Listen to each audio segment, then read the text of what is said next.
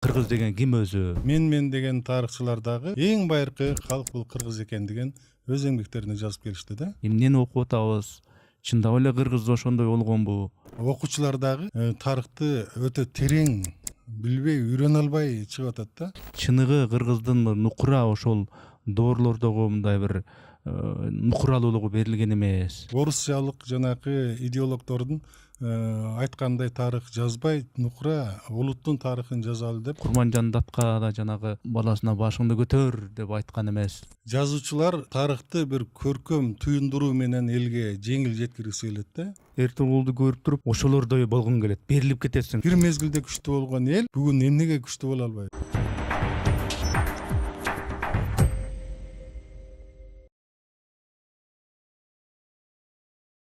Ассаламу алейкум, саламатсыздарбы? Арбаңыздар, урматтуу көрүүчүлөр. Биз кезектеги пикирлешүүбүздү, подкастыбызды баштайбыз.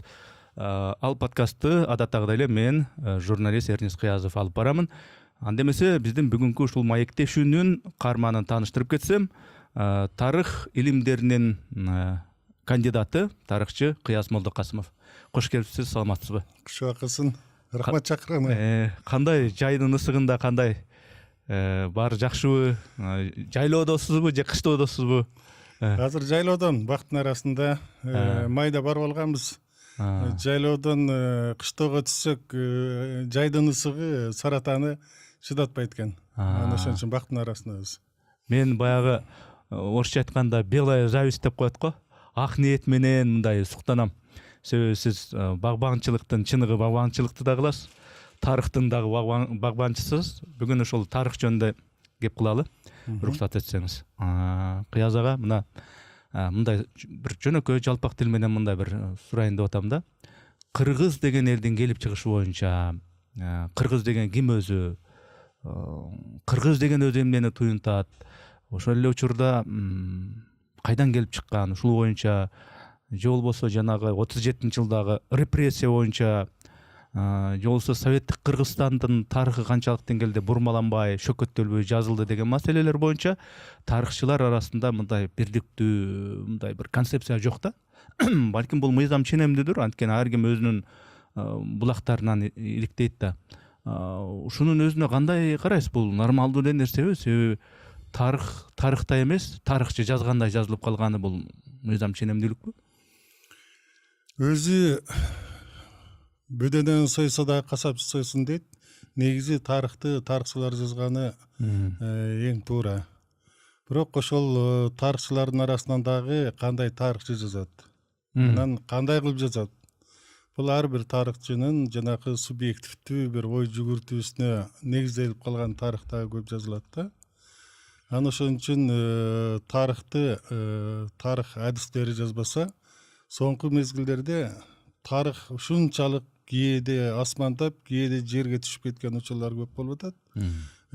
Тарыхый булактарды эч кандай колдонушту дагы билбей, колдонгусу да келбей, эгерде колдонсо, аны өтө эле бир аша чаптырып колдонгон учурлар да болуп атат да. Бир эле мындай кыргыздардын азыр ушундай баягы тереңдетип жазган тарыхчылар аябай көбөйүп кетти. Кыргыздарды бери дегенде эле биринчи жер жүзүндө кыргыздар жаралган, кыргыздардан кийин башкалар жаралган деген тарыхта жаралып кетип атат.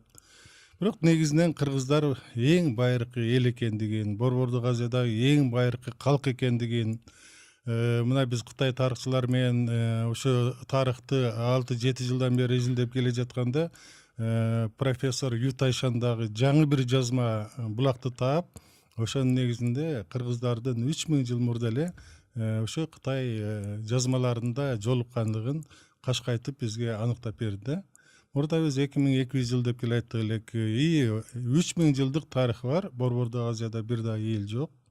Себеби кыргыздар менен чогуу жашаган элдердин көпчүлүгү тарыхый жазмаларда калды, бирок бүгүнкү күндө алар жок. Ошон үчүн эң байыркы калк экендигин биз дайыма белгилеп келе жатабыз. Ал эмес бизге чейин баягы кыргыздарга орусча айтсаң ишенет дегенде академик Бартёлд, же болбосо профессор Худяков сыяктуу мен деген тарыхчылар дагы Борбордук Азиядагы эң байыркы калк бул кыргыз экендигин өз эмгектерине жазып келишти да. Ошон үчүн бул жагынан талаш жок.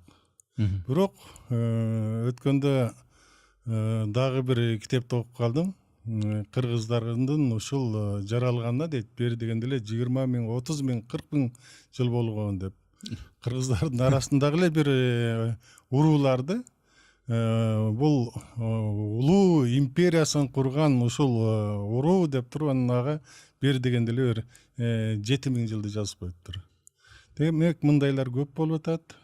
Себеби божомол тарых ушундай бир калп тарыхты жазган, божомол тарыхты жазган бүгүнкү күндө көп жалпы коомчулукта биздин адамдардын башын айландырып, кээде тарыхтан ушунчалык бир пайдалуулугунан зыяндуулугун да арттырып жатат да. Ошол жагынан алганда баягы тарыхты тарыхчылардын өздөрү тарыхый булактарга таянып жазган өтө кызыктуу. И ишенимдүү да кылат да. Биздин археологдор себеби аябагандай жакшы маалыматтарды таап атат. Эгерде ошондой бир маалыматтарды таап алса, ага дагы бир 5-10 000 жылды коштуруп, аны башка жанагы тарыхты жеңил желпи жазгандар, фолк историчилер буну өтө эле бир башкача пайдаланган учурлар дагы бар да. Ошон үчүн тарыхты тарыхчылар жазгандыгы жакшы. Анан кээде тарых сүйүүчүлөрдүн арасында дагы тарыхты мындай бир элге жеткирүүдө жеңил желпи тил менен арасында кээде жакшы бир тарых жазгандар дагы кээде чыгып калып атат. Бирок негизгиси апыртма тарыхчылар көбөйүп кетти да. Сиз мына эми соц тармактын тилин түшүнгөн, ушул азыркы интернеттин мүмкүнчүлүктөрүн активдүү пайдаланган мен ушу адамдардын бири деп билем да. Анткени көпчүлүгү интернеттин мүмкүнчүлүктөрүн билбейт, соц тармакта активдүү эмес. Сиз өзүңүздүн ошо элге тарых боюнча кандай бир үн катууңуз пат-паттан болуп турат. Мындай болуп атат, мындай кылган атам, ушундай нерсени билип алсак жакшы болот эле, баландай архивге барып ушуну алсам жакшы болот эле, каппатан көрө каржы жагы болгондо дагы кыйла көп нерсени билип казып чыкпайт белем депчи. Эми бир жерден бир жерге баруу бул каржы. Элементардуу айтканда, аны ал жерге отуруп алып күнүгө бир бөлмөгө кирип алып туруп, жанагы саргарган барактарды барактоо үчүн убакыт, ден соолук, баарын эске алыш керек. Анан аны бекер кармата койбойт. Ар бири акча дегендей. Аны ошого мындай мамлекет жактан кандай колдоолор болуп атат, ошол изилдөөлөрүңүз боюнча бир ошол өзүңүздүн ичиңиздеги бир өкүттөр боюнча мындай болот эле, тигиндей кылса болот эле деген сыяктуу ошондой жагдайлар боюнча айтып бере аласызбы?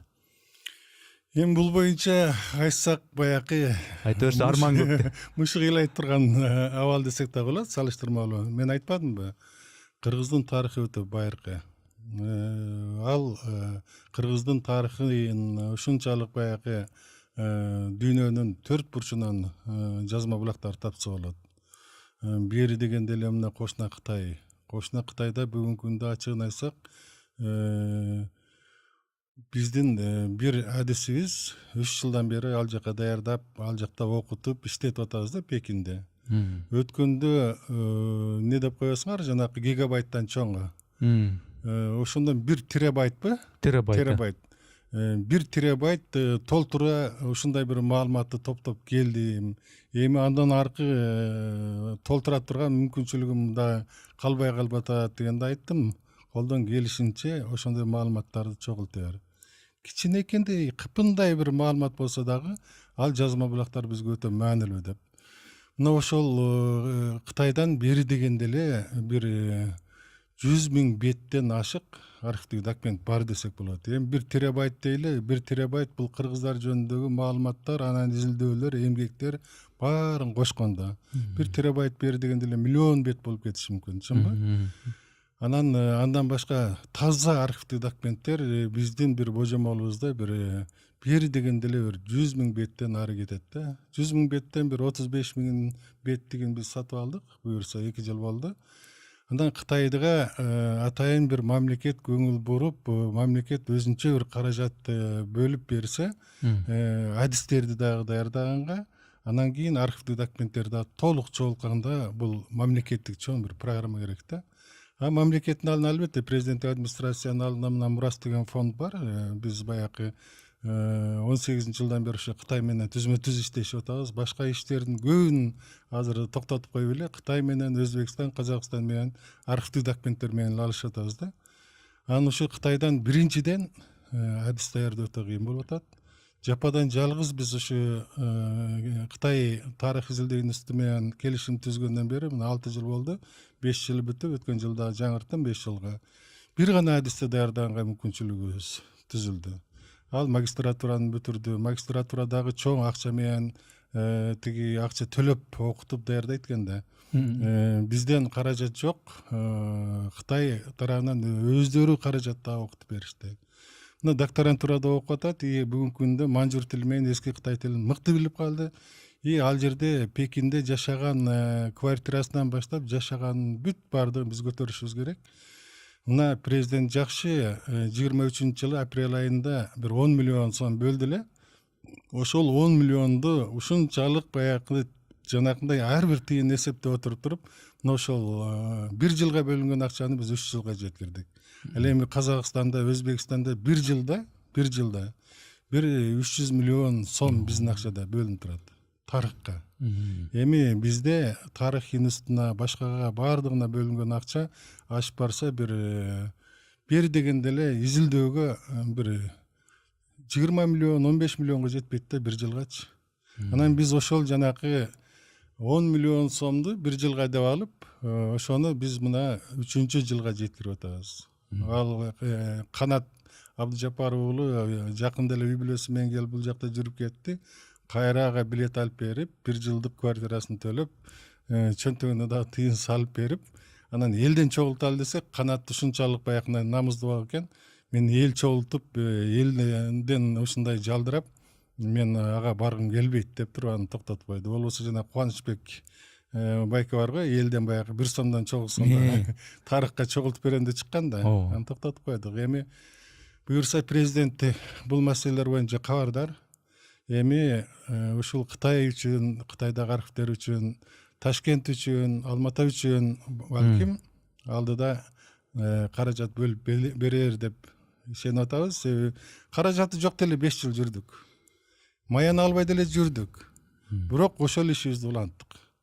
Анын акырында баягы мен өзүмүн ушунча жыл мээнет кылган багымы сатып, ошол багымы тарыхка жумшайын деген ушундай аракетим бар эле. Бакты сатып алам деген да киши чыккан. Ошол жылы анан экинчи багымды сатам деп айтпасын. Мына мен 10 миллион берип атам деп президент бөлүп берген 23-жылы. Ошону 23-жылы, 24-жылы, 25-жылга чейин мына жеткирип келдик. Эми бүгүн эми башкасын айтпайын.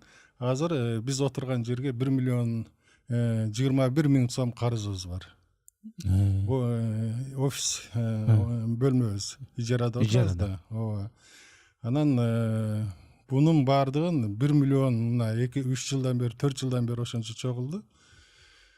Тарыхка ушунчалык баягы канатка жумшайын деп атырып, офиске ижара акысын төлөбөй келдик. Балким жакында чыгарып күнүгө ал жерден баягындай кууп турат. Эми биздин абалыбыз мына. Ал эми Ташкентте да ушунчалык бир архивдик документтерибиз көп. Бир дегенде 500 миң, балким 1 миллион беттик кыргыз тарыхына тиешелүү архивдик документтер бар.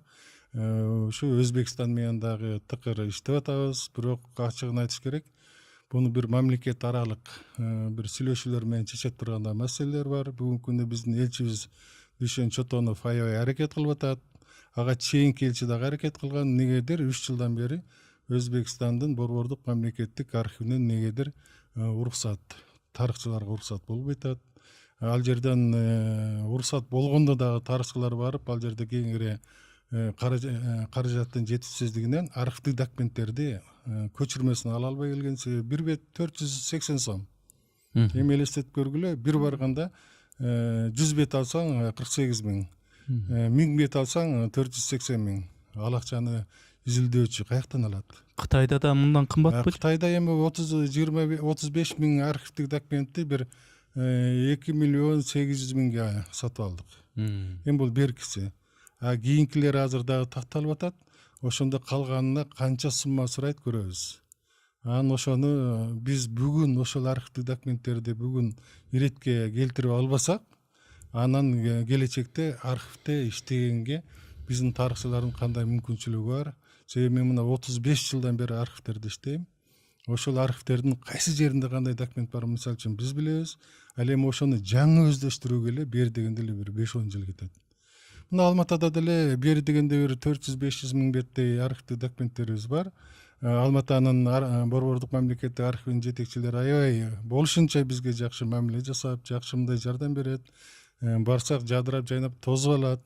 Анан ошентсек дагы аны дагы сатып алыш бүгүнкү күндө каражат. Архивдик документтин көчүрмөсү эми Ташкентке салыштырмалуу Алматадагы архивдик документ бир 150-180 сомдон бир бети. Эми ал деле изилдөөчү адистерге өтө эле кымбат. Ошондой бир архивдик документтер эми Иранды айтпайын, араб өлкөлөрүн айтпайын, башка батыш, мисалы үчүн Өзбекстан менен Казакстан бүгүнкү күндө дүйнөнүн 4 бурчунан архивдик документтерди сатып келип, ошону өзүнчө сонун кылып жыйнактар чыгарып атат. Бизде мамлекет ошондой бир көңүл буруп, бир чоң бир программа менен каражат бөлүш кичине бир маселе болуп атат. Археологиялык изилдөөлөргө бир каражат бөлдү, бирок археологиялык изилдөөлөргө атайын тендер уюштуруп койгон.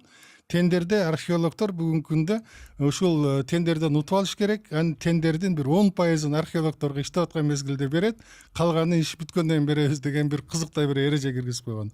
Ал эми жерди казыш үчүн жумушчуларга көп акча төлөйт да. Анын археологдордо дагы бир чоң маселе бар. Демек, жөнөкөй сөз менен айтканда, ошол бир жактан бир тарыхый бир маалымат алыш үчүн бул деген ошо ар бир барагы акча турат экен, тыйын турат экен, тарыхтын баасы болот экен өзүнчө. Кадимкидей эле супермаркетке киргенде бир товардын баасы болгон сыяктуу кадимкидей төлөш керек болот экен. Анан бүгүнкү күндө ошондой али белгисиз бизге ачыл элек ушундай тарыхтын жагдайлары көп экен да. Мен эми сурайын деп атам, ошондо бизде бүгүнкү күндө мектептерде окуучуларга кайсы тарых окутулуп атат ошондочу? Мындай бир ушул окутулуу маселесинде дагы мындай маселе бардай да. Эмнени окуп атабыз? Чындап эле кыргызда ошондой болгонбу дегендей ушул окутуу маселеси, үйрөтүү маселесинде кандай алешемдиктер бар? Эми бүгүнкү күндө ачыгын айтсак, биздин баягы балдар жалпы эле билим берүүдөгү чоң бир кризистин сазына батпадыкпы? Мына ошо кризистин сазына баткандан кийин окуучулар дагы тарыхты өтө терең билбей, үйрөнө албай чыгып атат да. Бул биринчиден билим берүү системасындагы көп жылдан берки түзүлгөн кризис.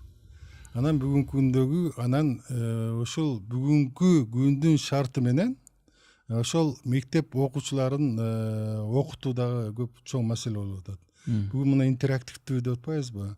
Интерактивдүү деп мына атайын тиги Сингапурдан келип туруп мугалимдер биздин мугалимдерге ушундай бир жаңы бир системасын үйрөтүп атат. Интерактивдүү деген нерсе бул ар бир окуучуну жалпы билим берүүдөгү жанакы активдештирип, бир класста 3-төн 4төн бала эмес, жалпы окуучуну ойлондуруп, анан ошол темага сүңдүрүп киргизип, анан тереңирээк баягы ой жүгүртүп, анан билимин бышыктайт да. Ал эми бизде буга чейин интерактивдүү деген болгон эмес.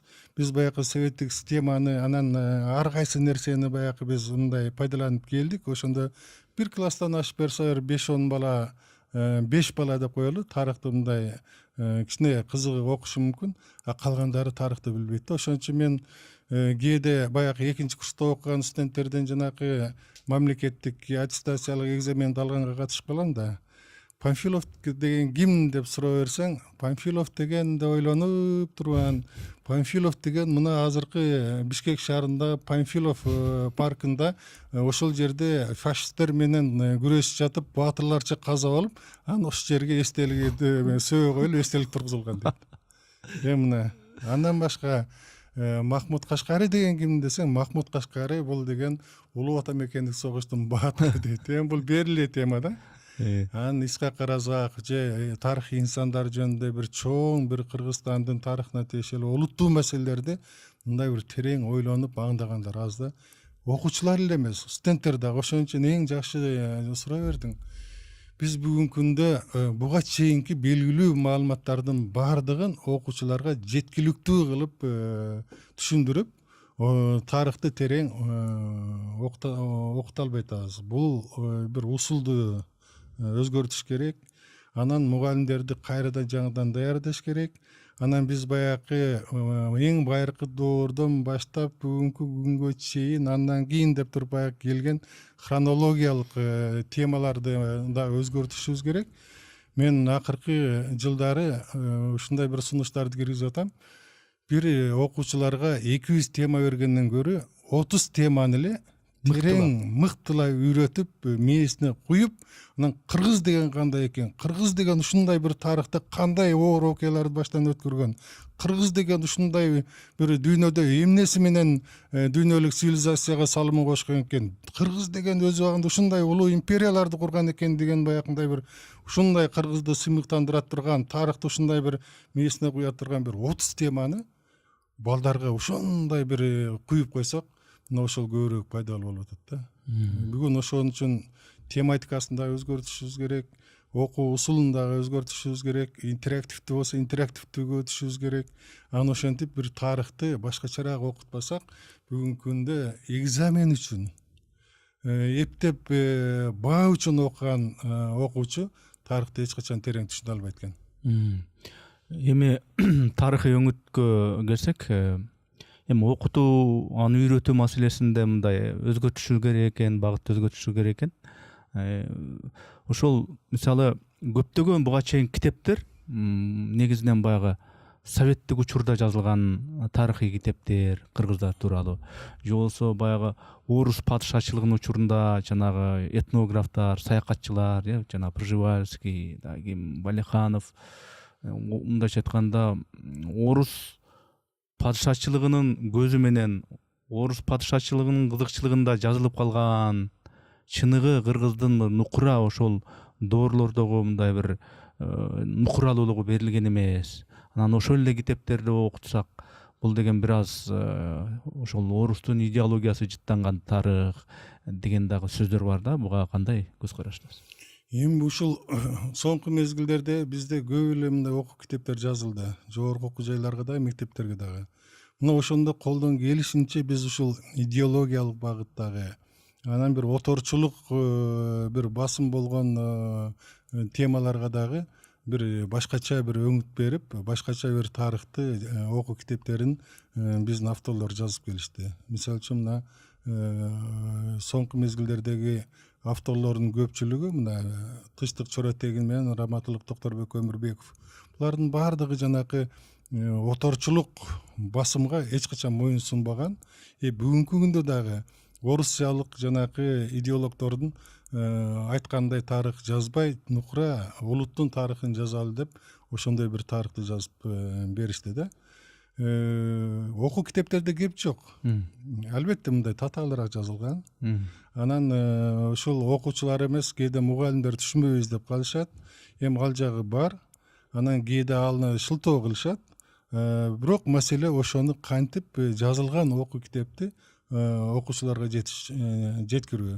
Мисалы үчүн мен өзүм мына 93-94 жылдары бир лицейге сабак бергем. Жанагы азыркы Сапат деп аталган. Ал убакта окуу китептери да жок болчу. Мен ошо окуу китептери жок мезгилде ошол балдарга окуткан сабактарымы азыркы окуучуларым дайыма эстешип, анан дайыма келгенде агай биз ошондон кийин биз мына мекенчил, ошондон кийин биз тарыхты сүйүп ушундай болуп калганбыз деген окуучуларым көп да. Демек бир кеп окуу китептерде эле эмес экен. Окуу китептери жок мезгилде деле балдарды ушундай кызыктырган учуру болгон. Бүгүнкү күндө ошолордун баардыгын бир мындай бир башкача бир өңүттө бир пайдаланып, окуучуларды ойготушубуз керек. Тарых бизге эмне үчүн керек деп жанагы өз убагында Осмоналы Сыдык, Белек Солтоноев жазган мезгилде Осмоналы Сыдык деле ачык айтат. Тарых дейт жаштардын, жаңы муундардын, адамдын жүрөгүн жалын кылып ойготуп турганга керек. Бүгүнкү күндө биз ушул кыргыз улутун, кыргыз элинин жаштардын жүрөгүн ойготушубуз керек дейт. Тарых ошон үчүн бүгүнкү күндө жаштарды тарых аркылуу дагы ойготуп, сыймыктандырып, анан биз ошондой бир эл болсок, анан ошондой элге өз мезгилинде ушундай бир күчтүү эл болсок, бүгүнкү күндө эмне себептен ошондой боло албай атабыз деген маселени койдуртуп, ойлондуруп, анан балдарды намызга келтирсе болот да. Мына ушул жагынан биз аксап атабыз, ачыгын айтканда. Анан жанагы сен айткандай, бул колониялык мезгилдеги жазгандардын айрым бир жакшы жактарын сонун кылып пайдалансак болот. Мисалы үчүн Чокмон Балиханов ошол доордо, ошол мезгилде кыргыз менталитетин, кыргыздардын ошол мезгилдеги учурун ушунчалык бир жазып, кыргыздардын ушу байыркы доордон берки эң байыркы калк экенин жазып берип атат. Мына Бартолт өзүнүн эмгектерин дагы жазып атат. Анан ошондой баягы Пржевальский менен Семен Тяньшанскийден жакшы жактарын дагы, анан жана кыргыздардын ушундай бир ошол мезгилдерде уюмдашкандыгын, кыргыздардын ушундай бир жеринин кооздугун Суктанов менен жазганын биз пайдаланып, ошону окусак болот. Анан албетте жанакындай бир Совет мезгилиндеги славянын калкынан кийин гана кыргыздар болгон дегенге окшогон нерселердин баардыгын биз мурун эле тазалап келгенбиз. Анан азыр дагы аны тазалап, мына окуучулардын мээсин бир жаңы эгемендүүлүктүн бир тарыхына көбүрөөк бурушубуз керек болот да. Бул жагынан айтканда биз чын эле көп жагынан тазаланып алдык. Эгемендүү жылдардан бери көпчүлүгү тарыхчыларды күнөөлөп атпайбы? Тарыхчыларды күнөөлөгөн менен тарыхчылар ополтоодо иш жасашты. Ополтоодой жок нерсени бар кылышты. Себеби окуу китептери жок мезгил болгон да өз убагында. Ошолордун баардыгын бар кылып, анан студенттерге чейин КПСстин тарыхын кыргыз тарыхына буруп, чоң бир иштер жасашты. Бирок ошонун эми сапатын арттырышыбыз керек болгону. Тарыхты кайрадан бир жандуу предметке айландырып, окуучуларды бир кызыгуусун арттырышыбыз керек. Студенттердин кызыгуусун арттырышыбыз керек. Экзамен үчүн эмес, кыргыздардын өзүнүн ким экендигин терең аңдап түшүндүрүп, анан өткөндөн сабак алууга мындай үйрөтүшүбүз керек болот да. Тарыхчылардын тарыхты жазганы өзүнчө, тарыхый өңүттө, тарыхый адистик тарых адиси катары жазышат да. Анан ошол эле учурда ошол тарыхты элге жеткирүүдө мисалы үчүн киночулар бар. Ошол тарыхтын негизинде мындай көркөмдөп, бир диалогтор менен ушундай беришет. Жазуучулар жазышат. Тарыхый бир өңүттү мындай көркөмдөп, көркөм сөз менен бир каарманга бир сөздөрдү, курч сөздөрдү, жалындуу сөздөрдү айттырып, анан аны окуган окурман чындап эле ушинтип айтыптыр деп анан шыктанат, ошондон мындай бир демденет дегендейчи. Жанагы кээде уга калып жүрөм да, мисалы үчүн Курманжан Датка да жанагы баласына башыңды көтөр деп айткан эмес, же болбосо жана Сынган кылычта жазуучу жазгандай жанагы Шералинин чокою деп жанагындай диалог бар го. Ошол чокоюңду эстеп жүр деп эми жазуучу ошол жерде жазганда анын ошентип айтканын мындай көргөн эмес да, бирок тияк бияк булактардан алып туруп анан жазат. Киночулар деле кайсы бир ушундай айрым бир маалыматтарга таянып кино тартат дегендей. Ошондой карама каршылыктар барбы? Болсо кайсылар мисалы? Эми жазуучулар тарыхты бир көркөм туюндуруу менен элге жеңил жеткиргиси келет да.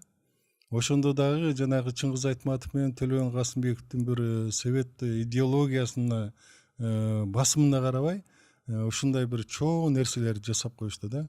Мисалы үчүн Чыңгыз Айтматов бул маңкурт темасын көтөрүп, бүгүнкү күндө маңкурт деген кыргыз сөзүн бүт дүйнө билет. Маңкурт бул өткөнүн унутуу, өз атасын, өз энесин унутуу, өзүнүн ким экенин унутуу. Булардын баардыгын мына Чыңгыз Айтматов сонун кылып туруп жеткирип койду. Ал эми Төлөбөн Касымбеков болсо өзүнүн чыгармасында мына Шералдын чокою. Шералдын чокою бул мындай көркөм образ. Мен Кокон хандыгы боюнча өтө көп эмгектерди баягы карап чыктым. Анын ичинде мына 1666 беттен турган ошол жерде отуруп жазган Зиябидин Максымдын да эмгектеринде. Мына бул чокой, жыртык чокой, сен кечегиңи унутпа. Кечээ ким болдуң эле? Бүгүн ким болдуң? Ошол чокоюңу дайыма эстеп, ошол чокоюңун ушундай арты менен сен көп кетпе, эсиңе кел. Маңкуртта деле Төлөгөн Касымбековдун чокоюнда деле ошону сен эсиңе кел, эсирип кетпе деп. Себеби Шерали хан чын эле ошондой эсирип кетип, өзүн бийликке алып келген ушул ал жакы Талас, Аксы, Алай, Лейлек бүт кыргыздардын баардыгын 2 жылда эле кайра сүрүп чыгарып коюп атпайбы? Шералынын өзүнүн жанагы бийликке алып барган Нүсүп менен Алымбек Татканы өзүнүн адамдары менен жок кылгыла деп буйрук берип атпайбы? Өзүн алып келген адамды. Анан кийин ошону Төлөгөн Касымбеков ушундай бир ошол доорунда сону кылып чыгарган да. Анан албетте мындай бир өтө бир примитивдүү жактары дагы кээде кирип кеткен.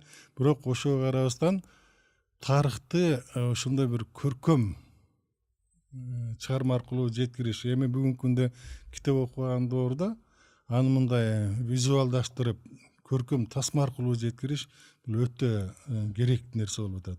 Мисалы үчүн мына Кореяны алабызбы же түрктөрдү алабызбы? Түрктөр мисалы үчүн өзүнүн Осман империясы кантип жаралып, ошол жерде кандай кыйынчылыктар менен ошол империяны кургандыгын мурда үстүртөн эле билчү, өзү айе, улутчул, намысчыл мындай, бирок ошол эле мезгилде караңгы болгонуна карабастан өтө эле жакшы билчү эмес. Бирок мына Даңазалуу Доор, Эртугрул, Осмон, Султан Сулайман булардын баардыгын жана сериал кылып экрандаштыргандан кийин ал түрктөрдүн тарыхын түрктөр эмес, бул жерде туруп эле биз жанагындай билип калбадыкпы?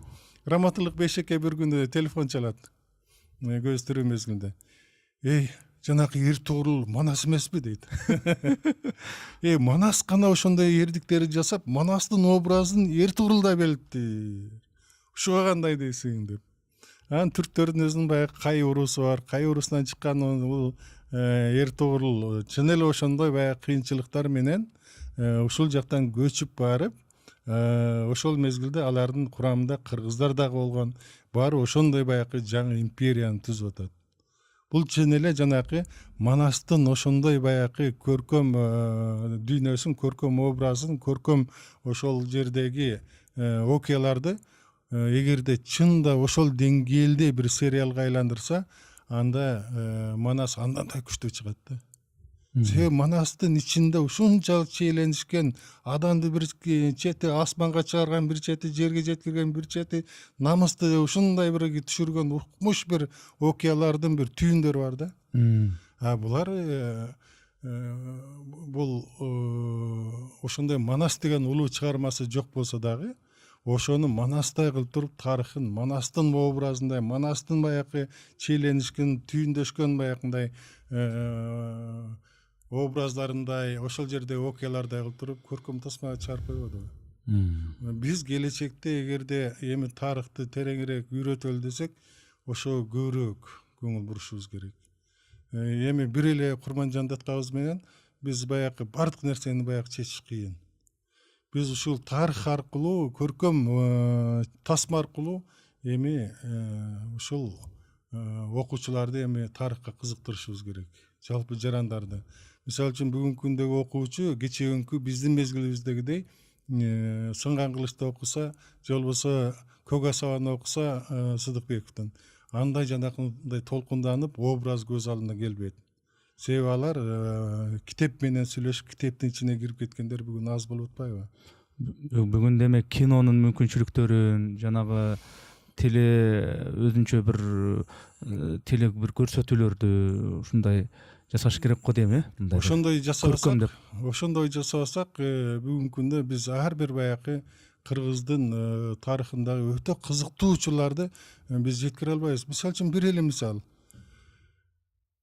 Биз 9-кылымда улуу каганатты курдук. Улуу империя деп атабыз. Улуу каганат, улуу мамлекет деп атабыз. Аны эми жокко чыгаргандар да болуп атат бүгүнкү күндө. Бирок Кытайда ошол мезгилде, ошол учурда ушул уйгур каганатын жеңип чыккан кыргыздар ким болду экен? Ошол кыргыздардан бүгүн биз көп нерсени үйрөнбөсөк болбойт. ошол кыргыздарды баары туруп бүт изилдеп келе деп туруп Кытайдын императору бүтүндөй кыргыздарга болгон баягы эң бүгүнкү тил менен айтканда аналитиктерин жиберишет да. Алар ушу ар кандай формада келип туруп кыргыздын ар бир жетишкендиктерин изилдейт. Кыргыз кантип ушундай бүгүнкү күндө күчтүү элге айланды, жоокерчиликке кандай даярдайт, эмне менен тамактанат, саяпкерлиги менен мүнүскөрлүгү кандай, курал жаракты кандай даярдайт, кандай эненин орду кандай, жеген тамагы кандай, кыскасы жанакы дем алгандан баштап бүт баардык кыймылын баарын анализдеп жазып беришет. Анан Кытайдын падышасы императору ошол жерден ар бирин кызыгып таанышат дагы өзүнүн жанакы жакын адамдарынан ушуну окугула дейт. Окугула деп туруп баягы бүтүндөй топтолгон жанакы материалдардын баарын чоң китеп кылат дагы, аны ошону сарайындагыларга, башкаларга бүт окутат. Ошол китепти Кытайдын тарыхчылары мына 13-14 кылымга чейин ошол китептен кадимгидей кыргыздар жөнүндө сноска келтирип, бүгүнкүчө айтканда ошондон жанакы үзүндүлөрдү алып туруп өзүнүн эмгектеринде пайдаланышкан. Тилекке каршы ошол китепти бүгүнкү күндө биз таба албай атабыз. Эгерде аны тапсак, жөн эле миллиондогон долларларды берип дагы ошол китепти таап алсак, сатып алсак болот. Ошонун ичинде кыргыздын ким экендигин ачып берген эмгекте. Демек, өз мезгилинде баягы кыргыздарга ошондой бир кызыгуу күчөп, керек болсо биз кыргыз болобуз деген учурлар өтө көп болгон да. Манаста деле баягы биз кыргыз болобуз деп баягы хандыктар келип алып эле кошуло берет го. Анан акырында 12 хандык Манасты тегеректеп алып атпайбы? Биз да кыргыз болобуз деп. Анан Манастын чоң империясы түзүлгөндөй эле улут, анан лидер күчтүү болгон мезгилде ошол элге кызыгуу күчөп, ошол элге кошулам дегендер көп болгон да. Эми биз ошондой улуу нерселерибизди бүгүнкү күндө жаш муундарга, жалпы элибизге жеткиришибиз керек. Бир мезгилде күчтүү болгон эл бүгүн эмнеге күчтүү боло албайбыз? Биз өткөндө мына президент өзүнүн жарлыгы чыкты. Бир топ окумуштуулар, бир топ ушундай бир топ болуп, улуттук дем, дүйнөлүк бийиктик деген жаңы бир идеологиялык багыттагы документти иштеп чыгып, аны кийин президент өзүнүн жарлыгы менен бекитти. Мына ошондо дагы келтирдик. Кыргыздар өз мезгилинде ушундай бир кайталангычтыгы, кыргыздын ушунчалык күчтүүлүгү эмнеде болгон. Биз ошону бүгүнкү күндө анан келечекке кантип жеткиребиз? Кыргыз кечээ ким болгон, бүгүн ким, келечекте ким? Биз баягы тарых десе эле тарых менен ушундай мактанып эле кыргыз мындай болгон, тигиндей болгон деген нерсе бул бир эле жагы болуш керек. Күзгүнүн бир жагы болуш керек. А ошолордун баардыгы кыргыз өткөндө ким болгон, бүгүн ким? Туура. Эртең ким болот? Биз ошого шыктандырышыбыз керек, дымак беришибиз керек. Сиз жана бир жакшы бир мисалды айтып өттүңүз Раматлык Бейшеке жөнүндө. Кинону карап отуруп, Эртугрулду көрүп туруп, ошолордой болгоң келет. Берилип кетесиң, ошолор менен сыймыктанасың. Болбосо түрктүн фильми. Манаска окшош экен деп, Манас ушундай болуш керек деп. Демек бул билинбегени менен тарыхты окуу бул идеология экен да. Чоң идеология. Чоң идеология экен да. Себеби өтмүшүң, тарыхың ким экенин билүү бүгүнкү ким экениңди аныктайт экен да. Анан ошондой алганда эми албетте жанагы биз мыкты болгонбуз, укмуш болгонбуз деп жакшы жактарды эле мисалы үчүн тарыхта эми мисалы үчүн адам деген катачылыктарды да жасаган да. Албетте. Мыкты иштерди да жасаган да. Тарыхчылар канчалык деңгээлде жана мыкты жактарын кыргыздардын улуу эл болгондугун менен кошо мындай кемчиликтери кошо жазылып атат деп ойлойсуз. Мисалы үчүн немистин эли, мисалы үчүн жанагы Гитлердин ошол жактарын туура эмес болгонун коомдук деңгээлде моюнга алат да. Кыргыздарда ошондой жактар бар, мисалы үчүн канчалык деңгээлде ошол кемчиликтери тарыхка жазылып атат. Же бүт эле кыргыз кыйын болгон, кыргыз укмуш болгон дегендер мындай басымдыраак болуп аткандай да. Эми мына кыргыздар бери дегенде эле бир 3 жолу чоң бир мамлекеттин кургандыгы бул тарыхый жазмаларда айтылат да. Анан ошол мезгилдерде кыргыздар кантип ошондой улуу мамлекетке жетишкендигин, мына Эне Сай мезгилинде же Барсбектин учурунда же андан мурунку жана Хун дөөлөтүнүн мезгилинде хундар менен канча жыл күрөшүп туруп акырынан аларга баягы моюнсунуп берген мезгилинде болобу, кыргыздар ошол мезгилдеги жанакы уюмдашкан өзгөчө калк экендиги кашкайтып баягы көргөзүлүп турат. Анан эң негизгиси жанакындай курал жарактарды, темирди ушунчалык бир жогорку деңгээлге чейин иштетип, анан жанакындай ууз усталары жанакы алтындан, күмүштөн ушунчалык бир кооз буюмдар жасалгандыгын, анан жанакы бүгүнкү күндө биз сактардын баягы ар кандай алтындан жасалган буюмдарын мынандай деп суктанып атпайбызбы? Бүгүнкү күндө биздин тарыхчылар бүгүнкү күндө жанакы генетикалык изилдөөлөр боюнча сактар менен кыргыздардын тиги ДНКсы бир болуп чыгып атат. Мына ошолордун бүт баардыгы кыргыздар баягы ар тараптан өз мезгилинде өнүккөндүгүн далилдеп атат. Анан ошол мезгилдерде кыргыздын уюмдашкандыгы барган сайын мындайынан мамлекеттүүлүгү эмне себептен алсыраган? Улуу империясы эмнеге алсыраган? 840-жылы баягындай улуу империяга алып барып туруп, анан кийин 920-жылы биротоло кайра жок болуп калып атпайбы? Кыргыздын. Анан ошол эмнеден баягы алсыраган? Биз ошондон кантип бүгүн сабак алабыз? Тиги жерден. Ал ошол баягы кыргыздын мына 30 жыл эгемендүүлүктү алалы. 30 жылда биз кыргыздар жанакындай бөлүнүп чыгып, мамлекеттүүлүгүбүздү толук кандуу кура албай, кайрадан эгемендүү дегенибиз менен көз карандуулукка көбүрөөк оогон кыргыз мамлекетин курбадыкпы?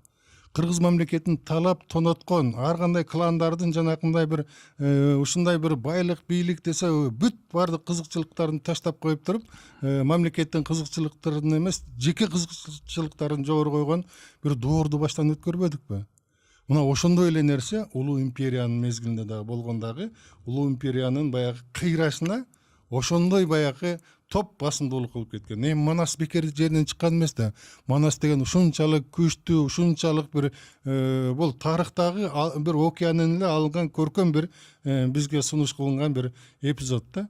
Анан Манас ушундай баягы күчтүү мамлекетти куруп, алтын казыналарды ушундай баягы жыйнап, анан ошонун баардыгын өзүнүн эле бөтөн эмес өзүнүн жанакы бир туугандары Абыке көбөкчү баш болгон 6 адам эле канча кылып баягы кыйратып, анан Манастын үй бүлөсү менен тиги жака качырып атпайбы? Анан ошолордун баардыгы бул баягы ошол биздин тарыхыбыздын көркөм берилиши да Манаста. Ошол идеялардын, ошол окуялардын ушунчалык бир кайгылуу мезгилдерди бизге Манас аркылуу берип атабыз. Тарыхта чын эле ошондой болгон. Ошол кыргыздын улуулугу ошондой бир оор мезгилин ушундай Манас дастанындай улуу чыгармасы менен элге жеткирип турган. Биз ошондой баягы өзүң суроо бергендей, биз тарыхтан өткөндөн сабак алыш үчүн, өткөндөн ошондой мезгилде үйрөнүш үчүн биз көбүрөөк басым жасай албай атабыз. Ошол эле Абыке көчтөр мына 91-жылы кайра баш көтөрбөдүбү? Ошол эле Абыке көчтөр мамлекетти талап тонап, бүт казынасын, байлыктарын бөлүп албадыбы? Мына ошол Абыке көчтөрүнөн тиги эми пактач болуп кетпейли, жанакындай семетей баягы күчкө толуп келип, мамлекетчил деген бир адамдар келип, азыр эми ошону кичине топтойлу деген аракеттер жасап атпайбы? Эми муну мойнуга алышыбыз керек да. Канчалага тыйынга сатылып кеткен нерсени азыр мамлекетке кайра топтоп атат. Эми ошолордун баардыгы бул өзүнчө тарыхты дайыма салыштырып караш керек да. Анан эгерде биз ушул багытта кете бергенде, ушул багытта мамлекетти ойлобой кете бергенде, биз өзүбүздүн ошол улуу империябыз кыйрагандай эле эгемендүүлүгүбүздү 50 жылга жеткирбей жок кылып алышыбыз мүмкүн болчу. Жөн эле мүмкүн болчу. Себеби биз мына бүгүнкү күндө кредиттерди алып аттык. Кредиттердин көпчүлүгүн ачыгын айталы, эгемендүүлүгүбүздү ошо кредитке байлап коюп алып аткан учурубуз да болду. Демек, ошондой учурду биз тарыхтын ооручуларын дайыма келечек үчүн пайдаланышыбыз керек. Тарыхтан сабак албасаң, келечекке ишенимдүү кадам таштай албайсың дейт. Тарыхтан ушунчалык баягы тарыхка кайтыгер карап кой, же тарыхты ушундай бир ой деп туруп баягындай тапанча менен атып кой. Эртең тарых сени эртеңки күн сени замбирек менен атат. Замбирек менен атканда күмжан болосуң. Тарыхый шарт, тарыхый тагдыр өзү ушундай болгон экен. Биздин мисалы үчүн тарыхыбыз, кыргыздардын тарыхы кайсы бир этаптарда ушу орустар менен байланыштыр. орус падышачылыгы менен советтик кездеги ушу орустар менен байланышкан ушундай жагдайларыбыз көп да. Бирок ошол эле учурда мындай орустардын кабак кашын карап тарыхты жазганда, тарыхты окуганда ошондой бир мандем байкалат да. Мисалы үчүн орустар менен мамилени абайлайлы, тарыхта ошондой косол учурлар болгон. Ошол өткөн жылдардагы орус падышачылыгын, оторчулук болобу, үркүн маселеси болобу, андан кийин ушу орус падышачылыгын жанагы кыргыздын ушул кедей кембагалдарынан жанагы адамдарды жыйноо маселесиндеби канчалык адилеттүүлүк кылды, канчалык кордоду. Ошол эле учурда жана сталиндик ушул доорлордо репрессия маселесинде канчалык деңгээлде кыргыздарга адилеттүү мамиле жасалды. Ошондой көп минустар, алешемдиктер бар, бирок ошолор айтылбай, жазылбай келет. Эмне үчүн? Анткени орустар менен мамилени абайлайлы дегендей ушундай нерселер бар да. Ушул канчалык деңгээлде ушул орустарга байланышкан ушундай бир адилетсиз мамилелер мындай тарыхта жазылып атат же жазылышы керек эле? Эми бул дагы өтө бир олуттуу бир маселелердин бири. Себеби биз баягы тарыхый ушундай бир байланышыбыз, тарыхтагы бир жашаган учурубуз ушул орустар менен байланыш түзгөнгө аргасып калган учурлар дагы болгон. Бирок мен дайыма бул маселени өңүтүн да тереңирээк карайм да. Мына кыргыздар ушундай бир уникалдуу эл, аны өз убагында Радлов деле жазып атат, башкалар деле жазып атат. Ушу кыргыздар кантип ушу жок болуп кеткенине таң калабыз дейт. Кетпегенине таң калабыз дейт.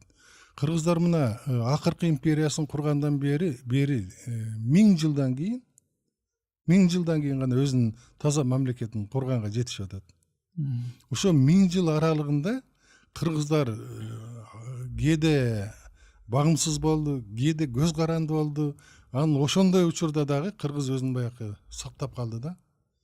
Ошонун эң оор учуру мына калмактардын баскынчылыгында кыргыздар баягы орустардын кийинки 16-жылындагы туруп аябай үркүн, өтө чоң үркүн болду. Бүтүндө ушул аймактардын баардыгы мына Ферганага көчүп кетишти. Бул жерде эч ким калган жок, өз мекенде. Анан ошондой эле нерсе кийин мына Кокон хандыгынын мезгилинде Кокон хандыгы ошол кыргыздарды кандайдыр дагы болсо мындайынан кийин бириктирди десек болот. Себеби Кокон хандыгын ошол эле жанакы биз мындай кээде кабыл албаган Валиханов дагы жазып атат.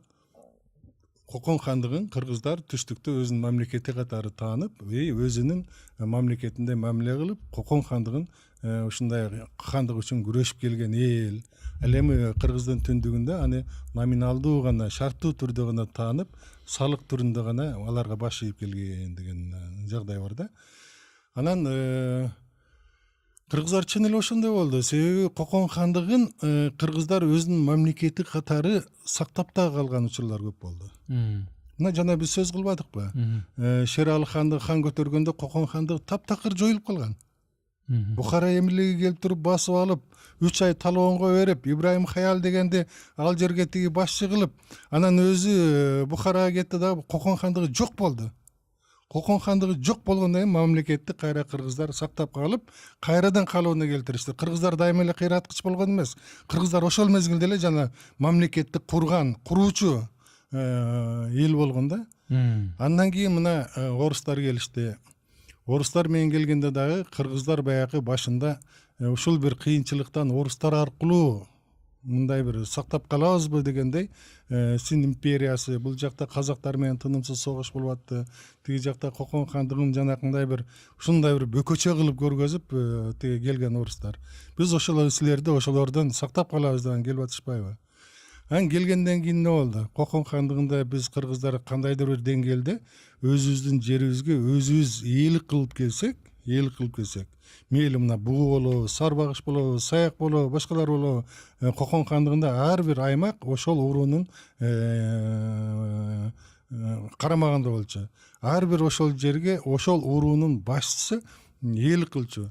Ал эми Орус империясы келгенден кийин алар келип дагы таптакыр кыргыздарды таптакыр ошондой бир башкаруусын жок кылып, чоң урууларды, чоң башчылардын баардыгын таасирин жок кылып, ошолорду майдалап, парчалап жана өзүнүн баягы империянын негизги орус империясынын саясаты бар да, бөлүп жар да башкара бер деп туруп.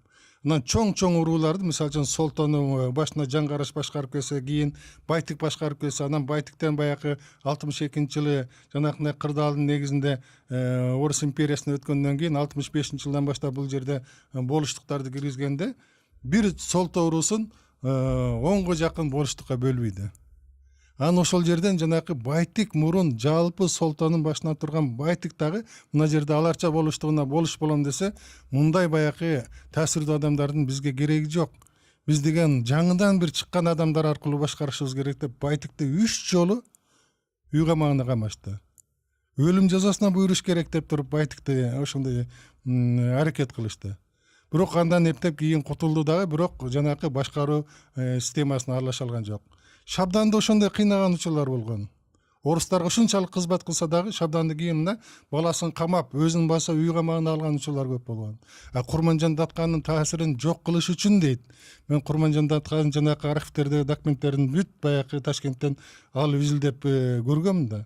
Курманжан Датканын таасирин жок кылыш үчүн биз бүгүнкү күндө анын баласы окуяга катышпайбы, камчыбекти биз элдин көзүнчө биз дарыга ассак, ошондо биздин Курманжан Даткага караганда күчтүүлүгүбүздү көргөзөбүз деген каттар бар. Анан ошондой баягы Курманжан Даткага окшогон мен дегендерди ал жактан таасирин кетиришти.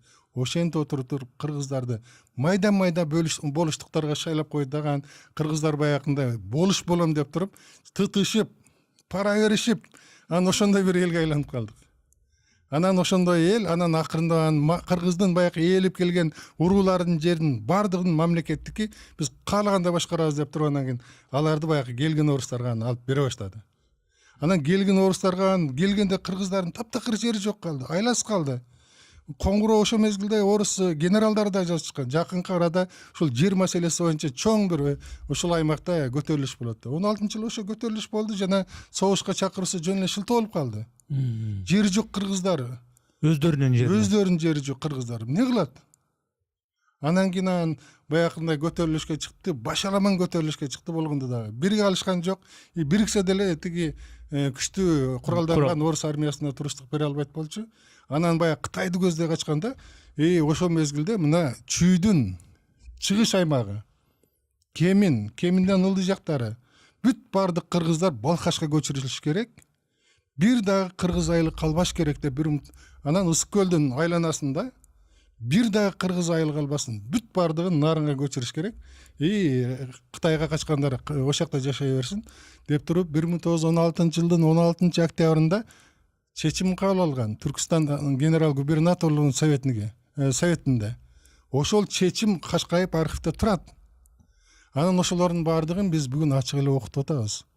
Биз жанагы сен өзүң айткандай, аны мына орустар эмне деп коет, орустар эмне деп айтып коет деп туруп, биз тарыхчылар коркпойбуз андан. Бирок биздин саясатчылар ошондон чочулайт. Себеби ошонун жанагы 90 жылдыгын өткөрөрдө же телевидениеге жанагы биз экөөбүз иштеп аткан мезгилде ошол теманы көтөрбөгүлө деген буйруктар болгон. Андан кийин 16-жылдын 100 жылдыгын өткөргүлө дегенде тиги Өзбекстан менен Казакстанды өткөрбөгүлө деп жогору жактан бир кнопканы басты. Бирок ошол мезгилде Кыргызстан коркпостон өткөрбөдү. Алган эмес, жакшынакай эстелик куруп Атабейтке.